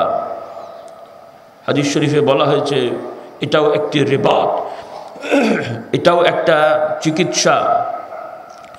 হাসপাতালে যেমন শুয়ে থাকাও একটা চিকিৎসা, ওষুধ খাবেন, বাড়িতে থাকবেন। কিছু কিছু রুগীর জন্য ডাক্তার সাহেব বলে আপনি হাসপাতালে থাকেন, তো বাড়িতেও বিছানা আছে, ওখানেও বিছানা আছে, বাড়িতেও ঘর, ওখানেও ঘর। তফাৎটা কি? যেখানে সার্বক্ষণিক আমরা দেখে রাখতে পারছি, কিছু হলেই আমরা কিছু করব। তাহলে ইমানদারের হাসপাতাল হলো মসজিদ। যত বেশি সময় সেখানে সে থাকবে তত বেশি তার রোগ দূর হবে, অন্তরের রোগ, ব্যাধি ইত্যাদি ইত্যাদি ইত্যাদি। কিন্তু আফসোস, শয়তান তো চাইবে না যে আমরা ভালো হই। শয়তান চাইবে না যে শয়তান আমাদের সাথে পরাজয় বরণ করুক। শয়তান চাইবে আমরা পরাজয় হই, সে বিজয় হোক। এই জন্য আমাদেরকে ওয়াসওয়াসা দিয়ে দিয়ে নামাজে বেরোলেও মসজিদে ঢুকতে দেবে না, এদিক সেদিক করাবে। একান্তই ঢুকবো যখন নামাজের সময়। এই জন্য শয়তানের সাথে যুদ্ধে নামবো। রাজি আছি? যুদ্ধে নামতে হবে না, ও তো যুদ্ধ করেই যাচ্ছে। এখন যুদ্ধে আপনাকে আমাকে বিজয়ী হওয়ার চেষ্টা করতে হবে। রাজি আছি ইনশাআল্লাহ? জুমার দিন আগে আগে মসজিদে যাব, ওয়াক্তে নামাজে জরুরি ব্যস্ততা না থাকলে আগে আগে যাব, রাসূলুল্লাহ সাল্লাল্লাহু আলাইহি সাল্লাম সাহাবাদেরকে নিয়ে কথাবার্তা বলতেন। এমন সময় যদি আজান হয়ে যেত, সাহাবারা বলছেন আজান হওয়ার সাথে সাথে মনে হতো যেন রাসূলুল্লাহ সাল্লাল্লাহু আলাইহি ওয়াসাল্লাম আমাদেরকে চেনেন না। এই আদর্শগুলো আমরা খেয়াল রাখব। আল্লাহ তাআলা আমাদেরকে তৌফিক দিন, সকলে বলুন আল্লাহুম্মা আমিন। আর ইবাদতের একটি বড় বিষয় সম্পদ আল্লাহর পথে ব্যয় করা। আল্লাহর পথে ব্যয় করা মানে ফেরেশতাদেরকে দেয়া না। আল্লাহর পথে ব্যয় করা মানে নাউজুবিল্লাহ আল্লাহ তাআলা খান না। আল্লাহর পথে ব্যয় করা মানে আমাদেরই মানুষদের ভেতরে যারা দরিদ্র অসহায় এদেরকে সহযোগিতা করা। হাদিস পাকে এসছে রাসূলুল্লাহ সাল্লাল্লাহু আলাইহি ওয়াসাল্লাম বলছেন আল্লাহ তাআলা হাশরের ময়দানে বলবেন, বান্দা আমি ক্ষুধার্ত ছিলাম আমাকে খাওয়ালে না, আমি অসুস্থ ছিলাম আমাকে দেখতে গেলে না। বান্দা বলবে আল্লাহ আপনি পালনকর্তা, রব তামাম জগতের সৃষ্টিকর্তা রব্বুল আলামিন, আপনি ক্ষুধার্ত ছিলেন আমি খাওয়াবো, এটা কেমন করে হতো? আপনি অসুস্থ ছিলেন আমরা দেখতে যাব, এটাই বা কেমন করে হয়? আল্লাহ তাআলা বলবেন আমার অমুক বান্দা ক্ষুধার্ত ছিল, তাকে খাওয়ালে তুমি আমার কাছে পেতে। তাকে অমুক অসুস্থ ছিল, তাকে দেখলে তুমি আমার কাছে প্রতিদান পেতে। কাজেই আল্লাহ তাআলা আমাদেরকে যা যতটুকু সামর্থ্য দিয়েছে, সর্বপ্রথম আমাদের নিজের নিকটাত্মীয় ভাই, নিজের ভাই, আপন ভাই, চাচতো ভাই, মামাতো ভাই, খালাতো ভাই, ফুফুতো ভাই, এভাবে ব্লাড রিলেটেড যারা রয়েছেন, রক্তের সম্পর্কিত রিশতাদার, বিভিন্ন দিক থেকে আমাদের আত্মীয় স্বজন, অগ্রাধিকার ভিত্তিতে তাদের মধ্যে যারা নিডি তাদের সহযোগিতা করা। এর সাথে সাথে বিভিন্ন প্রতিষ্ঠানগুলো রয়েছে, মাদ্রাসা, যেখানে আপনার আমার নিজের দায়িত্বটা আরেক ভাইরা পালন করার চেষ্টা করছেন আমাদের দায়িত্ব লাঘব করার জন্যে। যে গরিব অসহায় মিসকিন ছেলে মেয়েদেরকে তারা দেখাশোনা করছেন, আপনারা আমরা সহযোগিতা করলে তারা তাদেরকে সহযোগিতা করছেন।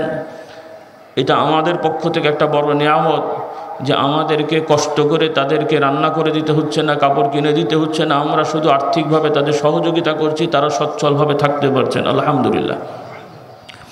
রাসূলুল্লাহ সাল্লাল্লাহু আলাইহি ওয়াসাল্লাম বলছেন আমি এবং এতিমদের লালন পালনকারীরা এভাবে জান্নাতে থাকবো। রাসূলুল্লাহ সাল্লাল্লাহু আলাইহি ওয়াসাল্লাম 2 আঙ্গুল দিয়ে দেখালেন, অর্থাৎ খুবই কাছে থাকবেন। কাজেই আমরা দান খায়রাত বেশি করে করব। বিভিন্ন ভালো ভালো যে মাদ্রাসাগুলো রয়েছে যেখানে দায়িত্ব পালন হচ্ছে ছেলেদের মেয়েদের, আল্লাহ তাআলা আমাদেরকে তৌফিক দান করুন। আল্লাহর রহমত, আলহামদুলিল্লাহ এখানেও আমাদের ছেলেদের মেয়েদের মাদ্রাসা রয়েছে। কোরআনুল কারীম শেখা থেকে নিয়ে, হেফজ থেকে নিয়ে আল্লাহর দিন শিখে আলেম হওয়ার মতো পর্যায়ে ছেলেদের দাওরাতুল হাদিস মাদ্রাসা, মেয়েদের দাওরাতুল হাদিস মাদ্রাসা, হেফজ বিভাগ ইত্যাদি ইত্যাদি রয়েছে। এবং দুনিয়াতে আমাদের থাকতে হয়, সেজন্য দুনিয়ার জ্ঞানেরও বিকল্প নেই বা এটাকে উপেক্ষা করার সুযোগ নেই। রাষ্ট্রে অবস্থান করতে হয়, রাষ্ট্রীয় স্বীকৃতিরও দরকার আছে। সেজন্য আমরা চেষ্টা করেছি এটাও যেন আমরা পেতে পারি। যাদের আগ্রহ সেখানেও গতানুগতিক যেটা জাতীয় যে পাঠ্যক্রম শিক্ষা কার্যক্রম চলছে, পাঠ্যপুস্তক, সেটার আলোকে আমরা পড়াশোনা করাই। 5, 6, 8 এবং 10-এর পরীক্ষা দেওয়ার ব্যবস্থা থাকে, আলাদাভাবে তারবিয়াত ইত্যাদি। তো এই প্রতিষ্ঠানগুলোর দিকে আপনারা লক্ষ্য রাখবেন। আপনাদের সন্তানদেরকে আলেম বানাবেন, হাফেজ বানাবেন, দিনদার বানাবেন, আপনাদের কপাল খুলে যাবে ইনশাআল্লাহ। এজন্য অনুরোধ, গড় আমাদের মাদ্রাসার প্রায় 32-3500 টাকা এক একজন ছেলে মেয়ের প্রতি মাসিক ব্যয়, মানে প্রতি মাসে খরচ হয় গড়। স্বাভাবিক নিয়মে, বেশি বিলাসিতা নয়, একান্ত প্রয়োজনীয় বিষয় খরচ করা হয়। আপনারাও মাশাআল্লাহ শহরে থাকেন, নিজেরাই জানেন যে কত খরচ হতে পারে, বরং অনেকেরই বেশি হয়। তো অনুরোধ থাকবে যে আপনারা আপনাদের চাকরিজীবী ব্যবসায়ী যারা রয়েছেন এক একজন,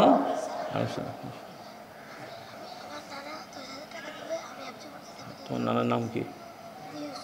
ও আমাদের হাজী ইউসুফ সাহেব, মিরপুরের বাসিন্দা, ব্যবসায়ী এবং একসময় মুয়াজ্জিন ছিলেন। আমার আব্বাসের খুবই খাস মানুষ। তার নাতি বলছেন তার নানা 10,000 টাকা দেবেন, আল্লাহ তাআলা কবুল করুন। বর্তমানে কিছু দিয়ে গেছেন আলহামদুলিল্লাহ।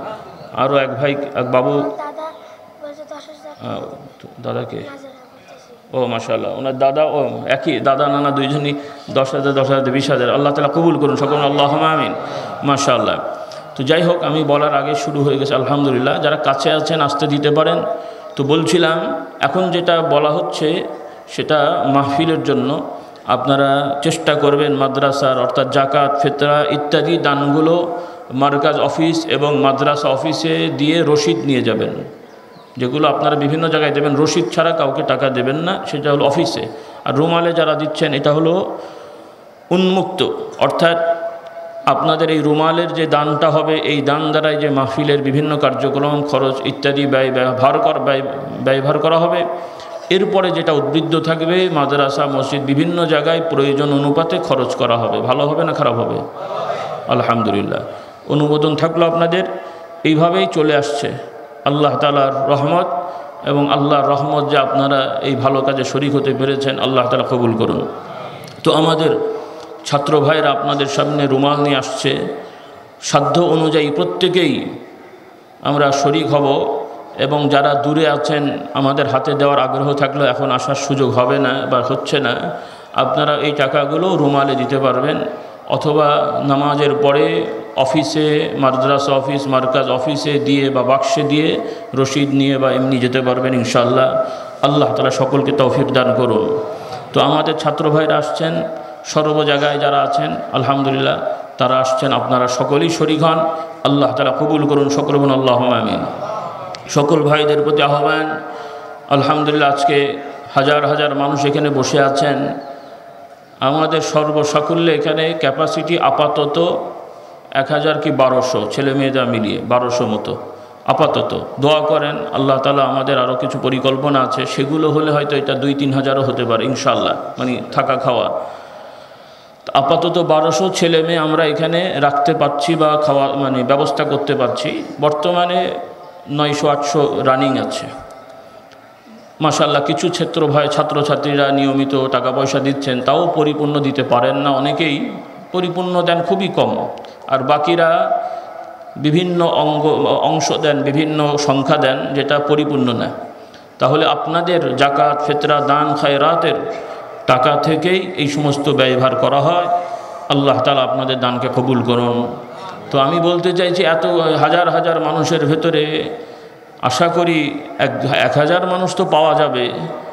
নিজে নিজে নিয়ত করেন, আমি এখন গুনব না, আল্লাহ তাআলা দেখছেন। আলহামদুলিল্লাহ, নিয়ত করেন যে ইনশাল্লাহ আমি আমার বেতন থেকে, ব্যবসা থেকে প্রতি মাসে উল্লেখযোগ্য 3500, 3000, 2000, 1500 নিয়মিত প্রতি মাসে আপনি আপনার দায়িত্বে দিয়ে রসিদ নিয়ে যাবেন। আল্লাহুম্মা আমিন বলেন, আল্লাহুম্মা আমিন, আল্লাহুম্মা আমিন। রসিদ নিয়ে যাবেন। আমরা চেষ্টা করছি সততার সহিত সব কিছু করার। আলহামদুলিল্লাহ আমাদের বিভিন্ন বিভাগের ব্যয়গুলো আশা করছি সেভাবে হয়, তবে মানুষ মাত্র ভুল তো হয়, সবারই আমাদের ভুল হয়। তো সেই ভুলগুলো আশা করছি ওই ধরনের নয় যেটা দুর্নীতি বা অপব্যয় অথবা কি বলে আত্মসাৎমূলক, এই ধরনের কিছু আশা করি হয় না। আলহামদুলিল্লাহ বলেন, মানে আমার জ্ঞানে, আমি তো ফেরেশতা নই, অন্তর্যামীও নই, প্রত্যেকের পকেটে ঢুকে বসে থাকাও সম্ভব না। কাজেই আল্লাহর ওপরে ছেড়ে দেওয়া হয়েছে, আমাদের সাধ্য অনুযায়ী মনিটরিং করা হয়। আল্লাহ মাফ করুন, কেউ যদি এর বাইরেও কিছু করে তবে মনে রাখতে হবে তারা আগুন নিয়ে ছিনিবিনি খেলে। খবরদার, আগুন নিয়ে ছিনিবিনি খেলবে না। মানুষের আমানত বেখেয়াল করলে, আল্লাহ তাআলা এতিমদের কথা বলছেন, যারা এতিমের সম্পদ খায় তাদের এই খাওয়া মানে মুরগি খাওয়া না, আগুন খাওয়া। তাদের এই টাকায় ঘরে থাকা মানে এসিতে থাকা না, আগুনে থাকা। ফ্যানের বাতাস খাওয়া না, আগুনের বাতাস খাওয়া। কাজেই খবরদার, আমরা কেউই জানতে করে এই ধরনের কোনো অন্যায় লিপ্ত না হই। আল্লাহ তাআলা আমাদের হেদায়েত করুন, হেফাজত করুন। আল্লাহ না করুন কেউ অন্যায় করে থাকলে জরিমানা দিয়ে দেন। নিজে নিজে বলা লাগবে না, আল্লাহ দরবারে তওবা শুধু মুখে করলে হবে না, যা নিয়েছেন ফেরত দিতে হবে। ভয় পেন না, আমাদের এখানে আশা করি হয়নি, মানে যেখানে যেখানে হয়েছে বা যারা আমরা করেছি হয়তো মনে করছি আজকে এত বড় মাহফিলে বসে তওবা করলে হয়তো আল্লাহ মাফ করবে। ব্যক্তিগত গুনাহগুলো তওবা করলে মাফ হবে, কিন্তু বিভিন্ন ফান্ড সাইজ করার গুনাহ আমার কাছে কেন, আমার 14 গোষ্ঠীর কাছে মাফ চাইলে হবে না। আল্লাহর কাছে ক্ষমা চাইতে হবে ওই টাকা দিয়ে। কথা বোঝাতে পারছি? আল্লাহ তাআলা আমাদের হেদায়েত করুন, হেফাজত করুন, সকলে বলুন আল্লাহুম্মা আমিন। তো যাই হোক, আলহামদুলিল্লাহ আপনারা এভাবে দান খয়রাত করবেন, করেছেন, আল্লাহ তাআলা কবুল করুন। উপস্থিত যদি কেউ কাছাকাছি থাকেন, দিতে চান দিতে পারবেন, যদি আগ্রহী হন। আমি বলছি না, কারণ এটাতে কিছুটা বিশৃঙ্খলা হয়।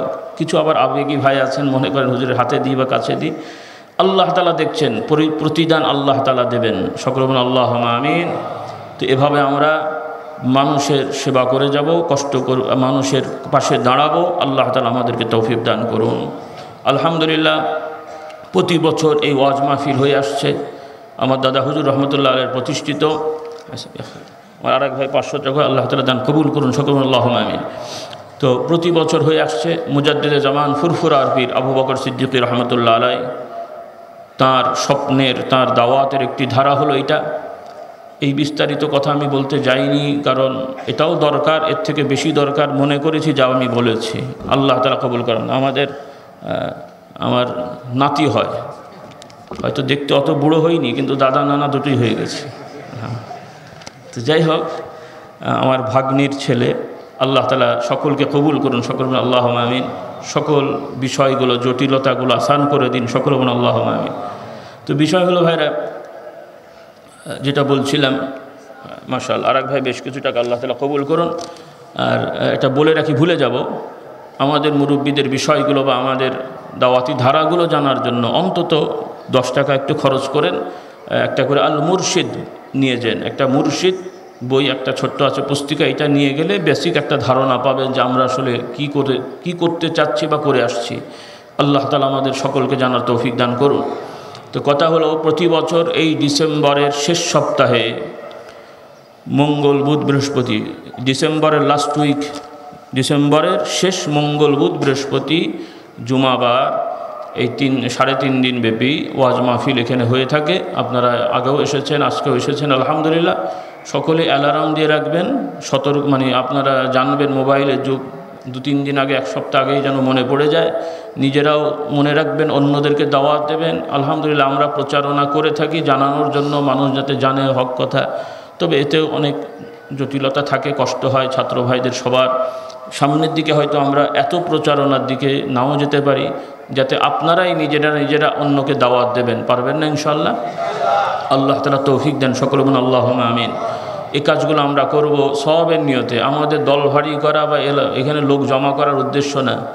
এটা শুধু নয়, যেখানে আল্লাহ রাসূলের কথা হবে আমরাও যাব, অন্য ভাইদের দাওয়াত দিয়ে নিয়ে যাব। কারণ আমার দাওয়াতে একজন যে দিন শিখবে, ইমান শিখবে, আমল করবে, আল্লাহ তাআলা ওর সওয়াবের অংশ আমাকেও দান করবেন। এই নিয়তে আমরা কাজগুলো করব। তো ডিসেম্বরের শেষ সপ্তাহের মঙ্গল বুধ বৃহস্পতি জুমাবার এখানে মাহফিল হচ্ছে পাবনা জেলার পাকশিতে। প্রতি বছর ফাল্গুন মাস, বাংলা হিসেবে ফাল্গুনের প্রথম বুধ বৃহস্পতি জুমা, শনিবার বাদ ফজর দোয়া, এটা ওখানে হয়ে থাকে। প্রতি বাংলা মাসের শেষ শুক্রবার বাদ মাগরিব থেকে ঈশা পর্যন্ত এখানে মাসিক মাহফিল হয়ে থাকে, জিকির, তালিম এবং অন্যান্য আলোচনা। এবং ইংরেজি মাসের প্রথম শুক্রবার না, জাতীয় মসজিদ বাইতুল মোকাররমেও আমাদের কিছু ভাইরা যেয়ে থাকেন। মাশাআল্লাহ, আমাদের মসজিদের সম্মানিত সভাপতি আলহাজ সাদাত হোসেন তালুকদার সাহেব 10,000 টাকা। মিরপুরের কত নম্বর যেন, 6 নম্বরের এক মসজিদের বাইতুল মোশাররফ মসজিদ সভাপতি সাহেব 10,000 টাকা দেবেন। আল্লাহ তাআলা কবুল করুন। আলহাজ শাহজাদ সাহেব, আল্লাহ তাআলা দান কবুল করুন। আমাদের ইব্রাহিম মুন্সি আলহাজ 6 নম্বরের খুবই আব্বার প্রিয় মানুষ, তিনিও 20,000, আল্লাহ তাআলা দান কবুল করুন। সকল আল্লাহ, মানে দেবেন ভবিষ্যতে, আল্লাহ তাআলা কবুল করুন। তো এই তারিখগুলো মনে রাখি, রেকর্ড করে রাখেন, কাজে লাগবে ইনশাআল্লাহ। আর পাবনা জেলার পাকশির কথা বললাম, আর ভারতের সেখানেও মাহফিল হয়ে থাকে। তারপর আপনাদের জানা থাকা ভালো, যারা যান বা যেয়ে থাকেন, সুযোগ হলে গেলেন। ফাল্গুনের 21, 22, 23 ভারতের ক্যালেন্ডার অনুযায়ী, বাংলাদেশের সাথে 2-3 দিন তফাৎ হয়। পশ্চিম বাংলার বাংলা হিসেবে ফাল্গুনের 21, 22, 23 তারিখ ভারতের ফুরফুরা, যে মূল যেটা ফুরফুরা গ্রাম আমাদের আদি, সেখানে বাৎসরিক ওয়াজ মাহফিল ইসালে সব হয়ে থাকে। এগুলো আমরা মনে রাখি, সর্বত্র আমরা চেষ্টা করব সহযোগী, মানে এগুলোতে শরীক হওয়ার জন্যে।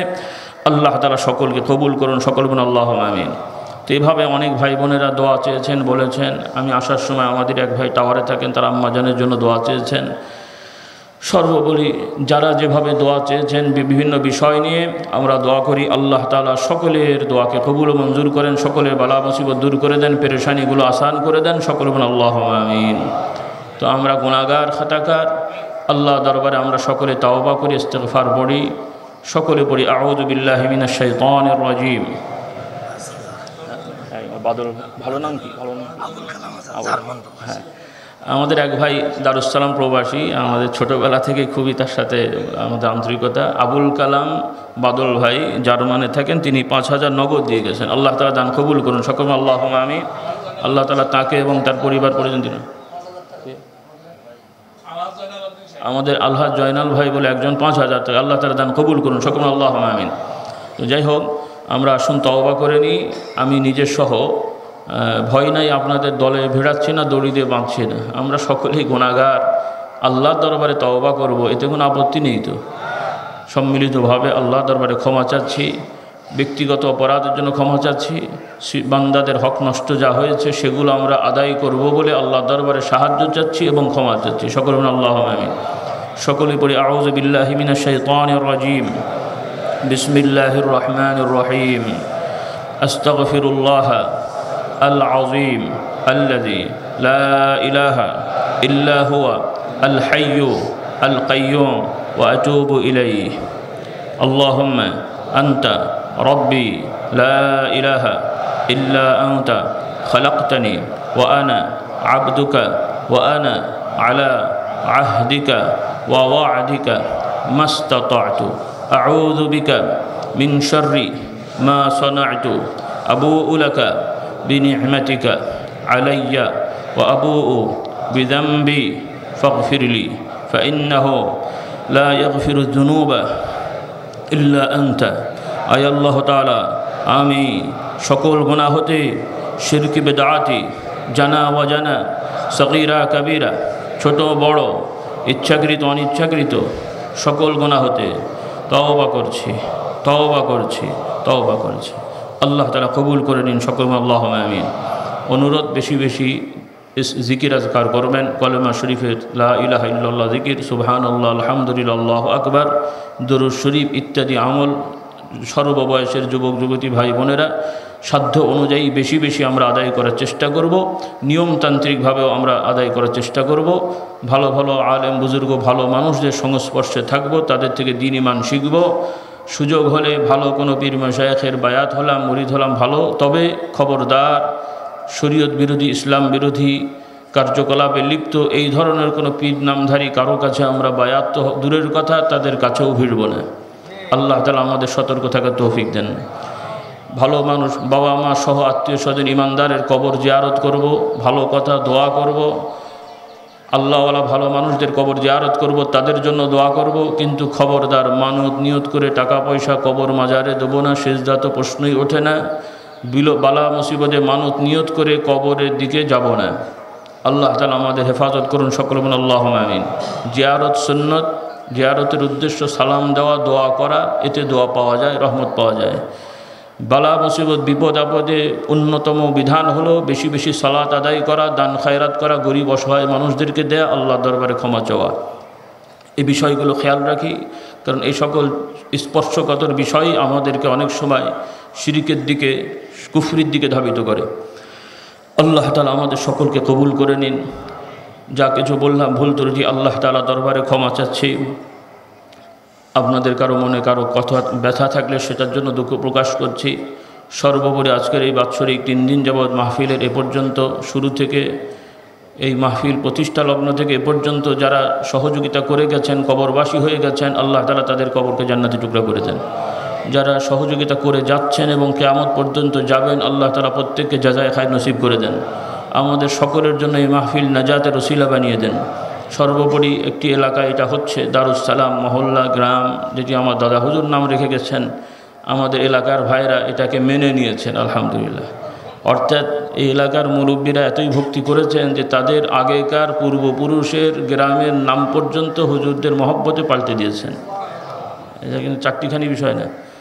তো এই সকল মুরব্বীদের মোহাব্বত, ভালোবাসার তাগাদ, মানে ভালোবাসার নিদর্শন হিসেবেই মূলত হয়তো বা আল্লাহ তাআলা কবুল করেছেন, এখানে এই প্রতিষ্ঠান হয়েছে। আমরা যারা সহযোগিতায় করে গেছেন তাদের জন্য দোয়া করি।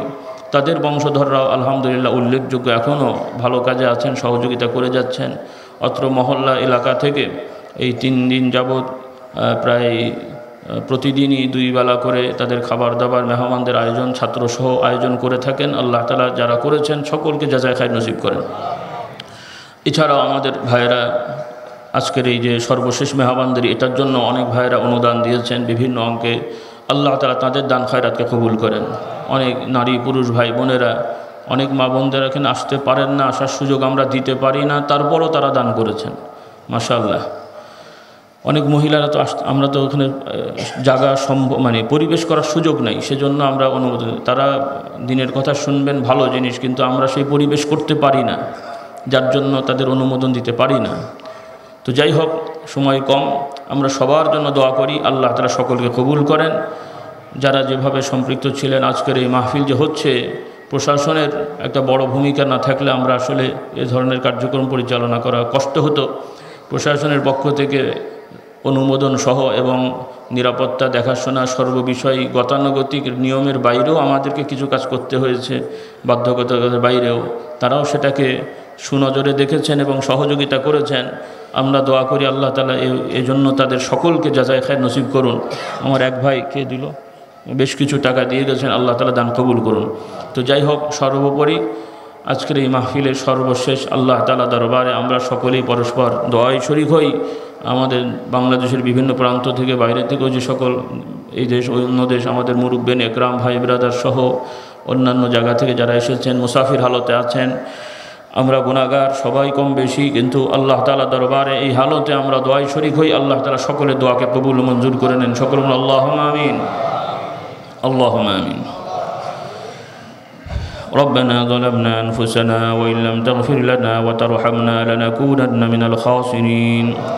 ربنا اغفر لنا ولإخواننا الذين سبقونا بالإيمان ولا تجعل في قلوبنا غلا للذين آمنوا ربنا إنك رؤوف رحيم. ربنا اغفر لنا ولآبائنا ولأمهاتنا ولأجدادنا ولجداتنا ولمشائخنا ولأساتذتنا ولمن له حق علينا ولجميع المؤمنين والمؤمنات الأحياء منهم والأموات إنك سميع قريب مجيب الدعوات. حسبنا الله ونعم الوكيل، نعم المولى ونعم النصير. اللهم آت نفوسنا تقواها وزكها أنت خير من زكاها. يا مقلب القلوب ثبت قلوبنا على دينك. اللهم إنك عفو كريم تحب العفو فاعف عنا. اللهم آت نفوسنا تقواها وزكها أنت خير من زكاها.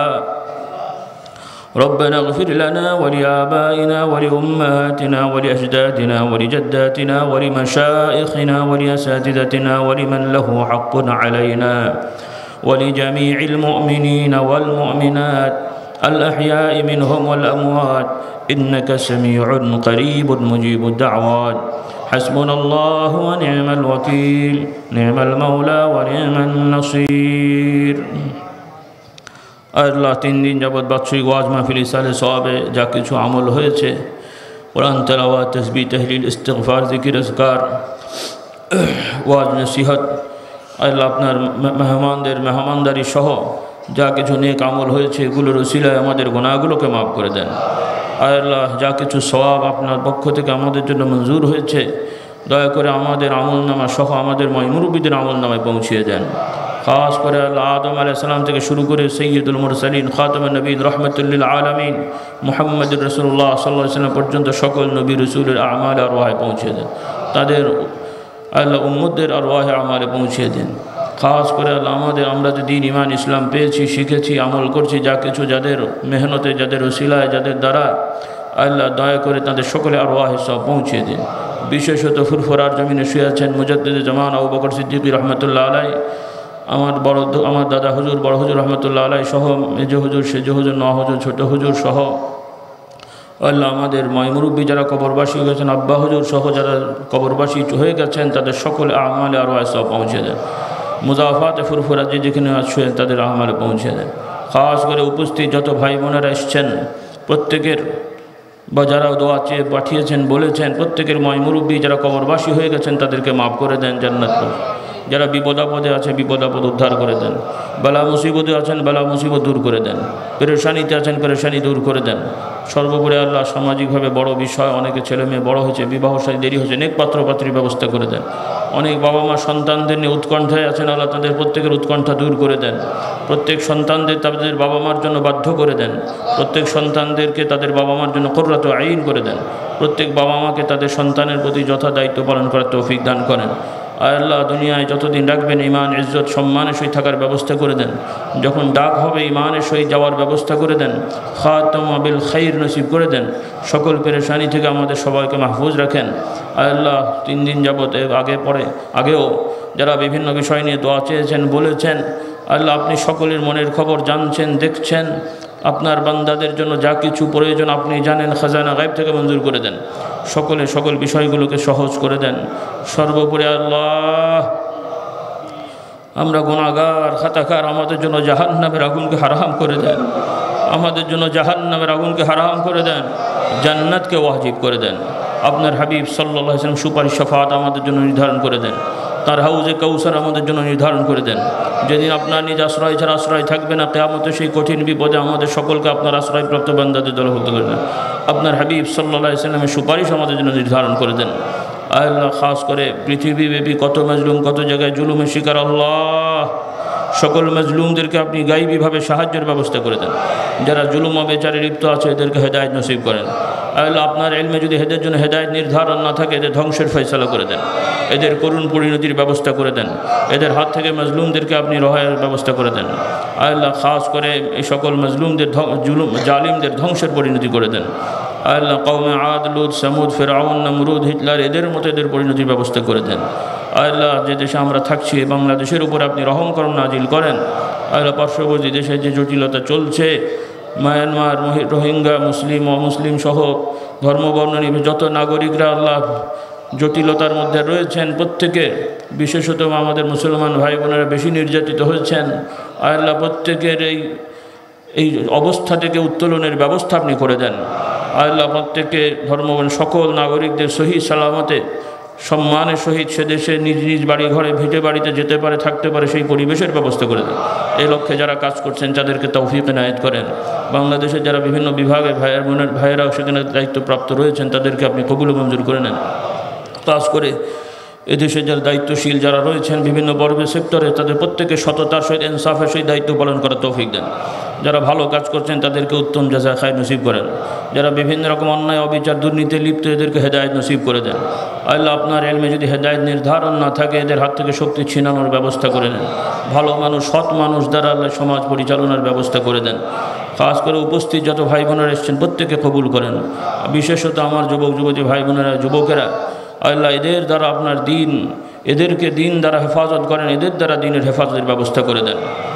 আল্লাহ আরও যার যার আশা, প্রত্যেক বাবা তার মনে যা চেয়েছেন, প্রত্যেক মা মনে যা চেয়েছেন, প্রত্যেকে আমরা যার যার মনে যা কিছু আপনার দরবারে চেয়েছি, মোতাবজ্জ হয়েছে, আপনি সব কিছুই দেখছেন। আপনার আসমায় হোসনার উসিলা দিয়ে বলছি, আল্লাহ আপনার গুণময় নামের উসিলায় বলছি, আমাদের সব কিছু আপনার নিজ খাজানা গায়ব থেকে মঞ্জুর করে দেন। আল্লাহ খাস করে আমাদেরও ছেলে মেয়েদের সবাইকে কবুল করেন। আল্লাহ আমাদের বংশে যত মুরব্বী বা হায়াতে রয়েছেন, মেয়ে আল্লাহ মহিলা মহল, ছেলে মহলে, প্রত্যেককে আপনি সুস্থতার সহিত হায়াত দারাজ করে দেন। আমাদের সাথে সম্পৃক্ত যত আত্মীয় স্বজন রয়েছেন প্রত্যেককে আপনি সুস্থতার সহিত হায়াত দারাজ করে দেন। প্রত্যেকের সকল সামাজিক জটিলতা রয়েছে সেগুলো আসান করে দেন। উফাউযু বিল্লাহ ইন্নাল্লাহা বাসীরুম বিল ইবাদ। খাস করে আজকের এই বাৎসরিক ওয়াজ মাহফিল এবং এই দিনী প্রতিষ্ঠান সহ এগুলোর সাথে যে যেভাবে সম্পৃক্ত ছিলেন, আছেন, থাকবেন, প্রত্যেককে আপনি কবুল করে নেন। আল্লাহ দারুস সালাম যেভাবে নাম হয়েছে সেভাবে আল্লাহ আমাদের বসবাস করার তৌফিক দেন। অত্র এলাকার সহ আশপাশের সকল এলাকার সকল মানুষ, সকল নাগরিক, সকল এলাকাবাসীকে শান্তির সহিত থাকতে পারে তৌফিক দেন। যারা অশান্তির চেষ্টা করে তাদেরকে আপনি হেদায়েত নসিব করেন। আল্লাহ আপনার ইলমে হেদায়েত না থাকলে তাদের করুণ পরিণতির ব্যবস্থা করেন। এদেরকে চিহ্নিত করে সমাজে আল্লাহ মানুষের সামনে উন্মোচিত হওয়ার ব্যবস্থা করে দেন। এদের ধ্বংসের ফয়সালা করে দেন। এদেরকে নির্বংশ করার ব্যবস্থা করে দেন। কিয়ামত পর্যন্ত নিদর্শনের ব্যবস্থা করে দেন। খাস করে আমাদের সকলকে আপনি কবুল মঞ্জুর করেন। যত চাকরিজীবী ভাইরা আছেন হালাল রুজিতে বরকত দেন। ব্যবসায়ী ভাইরা আছেন হালাল রুজিতে বরকত নসিব করেন। মিথ্যে মামলা মোকদ্দমায় জড়িয়ে গেছেন, আল্লাহ রেহাইয়ের ব্যবস্থা করে দেন। আল্লাহ পেরেশানি দূর করে দেন। উফাউযু আমরি ইলাল্লাহ ইন্নাল্লাহ বাসীরুম বিল ইবাদ। আল্লাহ আপনার হাবিব সাল্লাল্লাহু আলাইহি ওয়াসাল্লামের উপর দরুদ ও সালাম পড়ছি, রসুলে আমাদের দোয়াকে কবুল করেন। আপনার হাবিবের মহব্বতের রসুলে আমাদের দোয়াকে কবুল করেন। আপনার হাবিব সাল্লাল্লাহু আলাইহি ওয়াসাল্লাম যে সকল দোয়া বলতেন, চাইতেন, তার সাহাবারা তাদের সাথে বলতেন, আল্লাহ সে সকল দোয়া আমাদের জন্য কবুল মঞ্জুর করে নেন। দরুদ আল্লাহুম্মা সাল্লি আলা সাইয়্যিদিনা মাওলানা মুহাম্মাদিন নবিয়্যিল উম্মি ওয়া আলিহি ওয়া আসহাবিহি ওয়া বারিক ওয়া সাল্লিম। আল্লাহুম্মা সাল্লি আলা মুহাম্মাদিন ওয়া আলা আলি মুহাম্মাদিন কামা সাল্লাইতা আলা ইব্রাহিম ওয়া আলা আলি ইব্রাহিম ইন্নাকা হামিদুম মাজিদ। বারিক আলা মুহাম্মাদ ওয়া বারিক আলা Ibrahim sallallahu alayhi wa ala alihi wa ashabihi wa barik wa sallam. Allahumma inna naj'aluka fi nuhuri man yakiduna bisu'in بعلمك ونعوذ بك من شرورهم. اللهم إنا نجعلك في نحور من يكيدنا ويكيد المسلمين بسوء فأشغله بنفسه. اللهم اغفر، اللهم زلزل الأقدام من تحتهم يا رب العالمين. اللهم احنا যার যার মাকসুদ আছে সকলে আমরা দোয়া শরীক আমাদের সবার জন্য দোয়া করেন।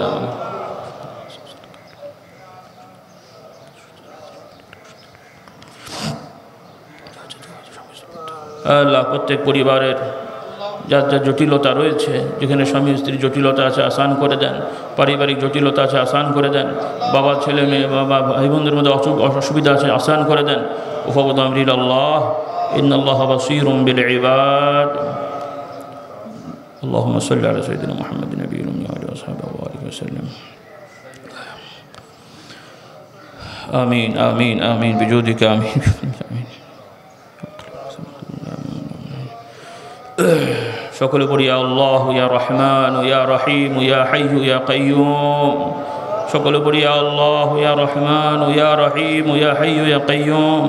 সকলে পড়ি রব্বানা যালামনা আনফুসানা ওয়া ইন লাম তাগফির লানা ওয়া তারহামনা লানাকুনান্না মিনাল খাসিরিন। আমিন।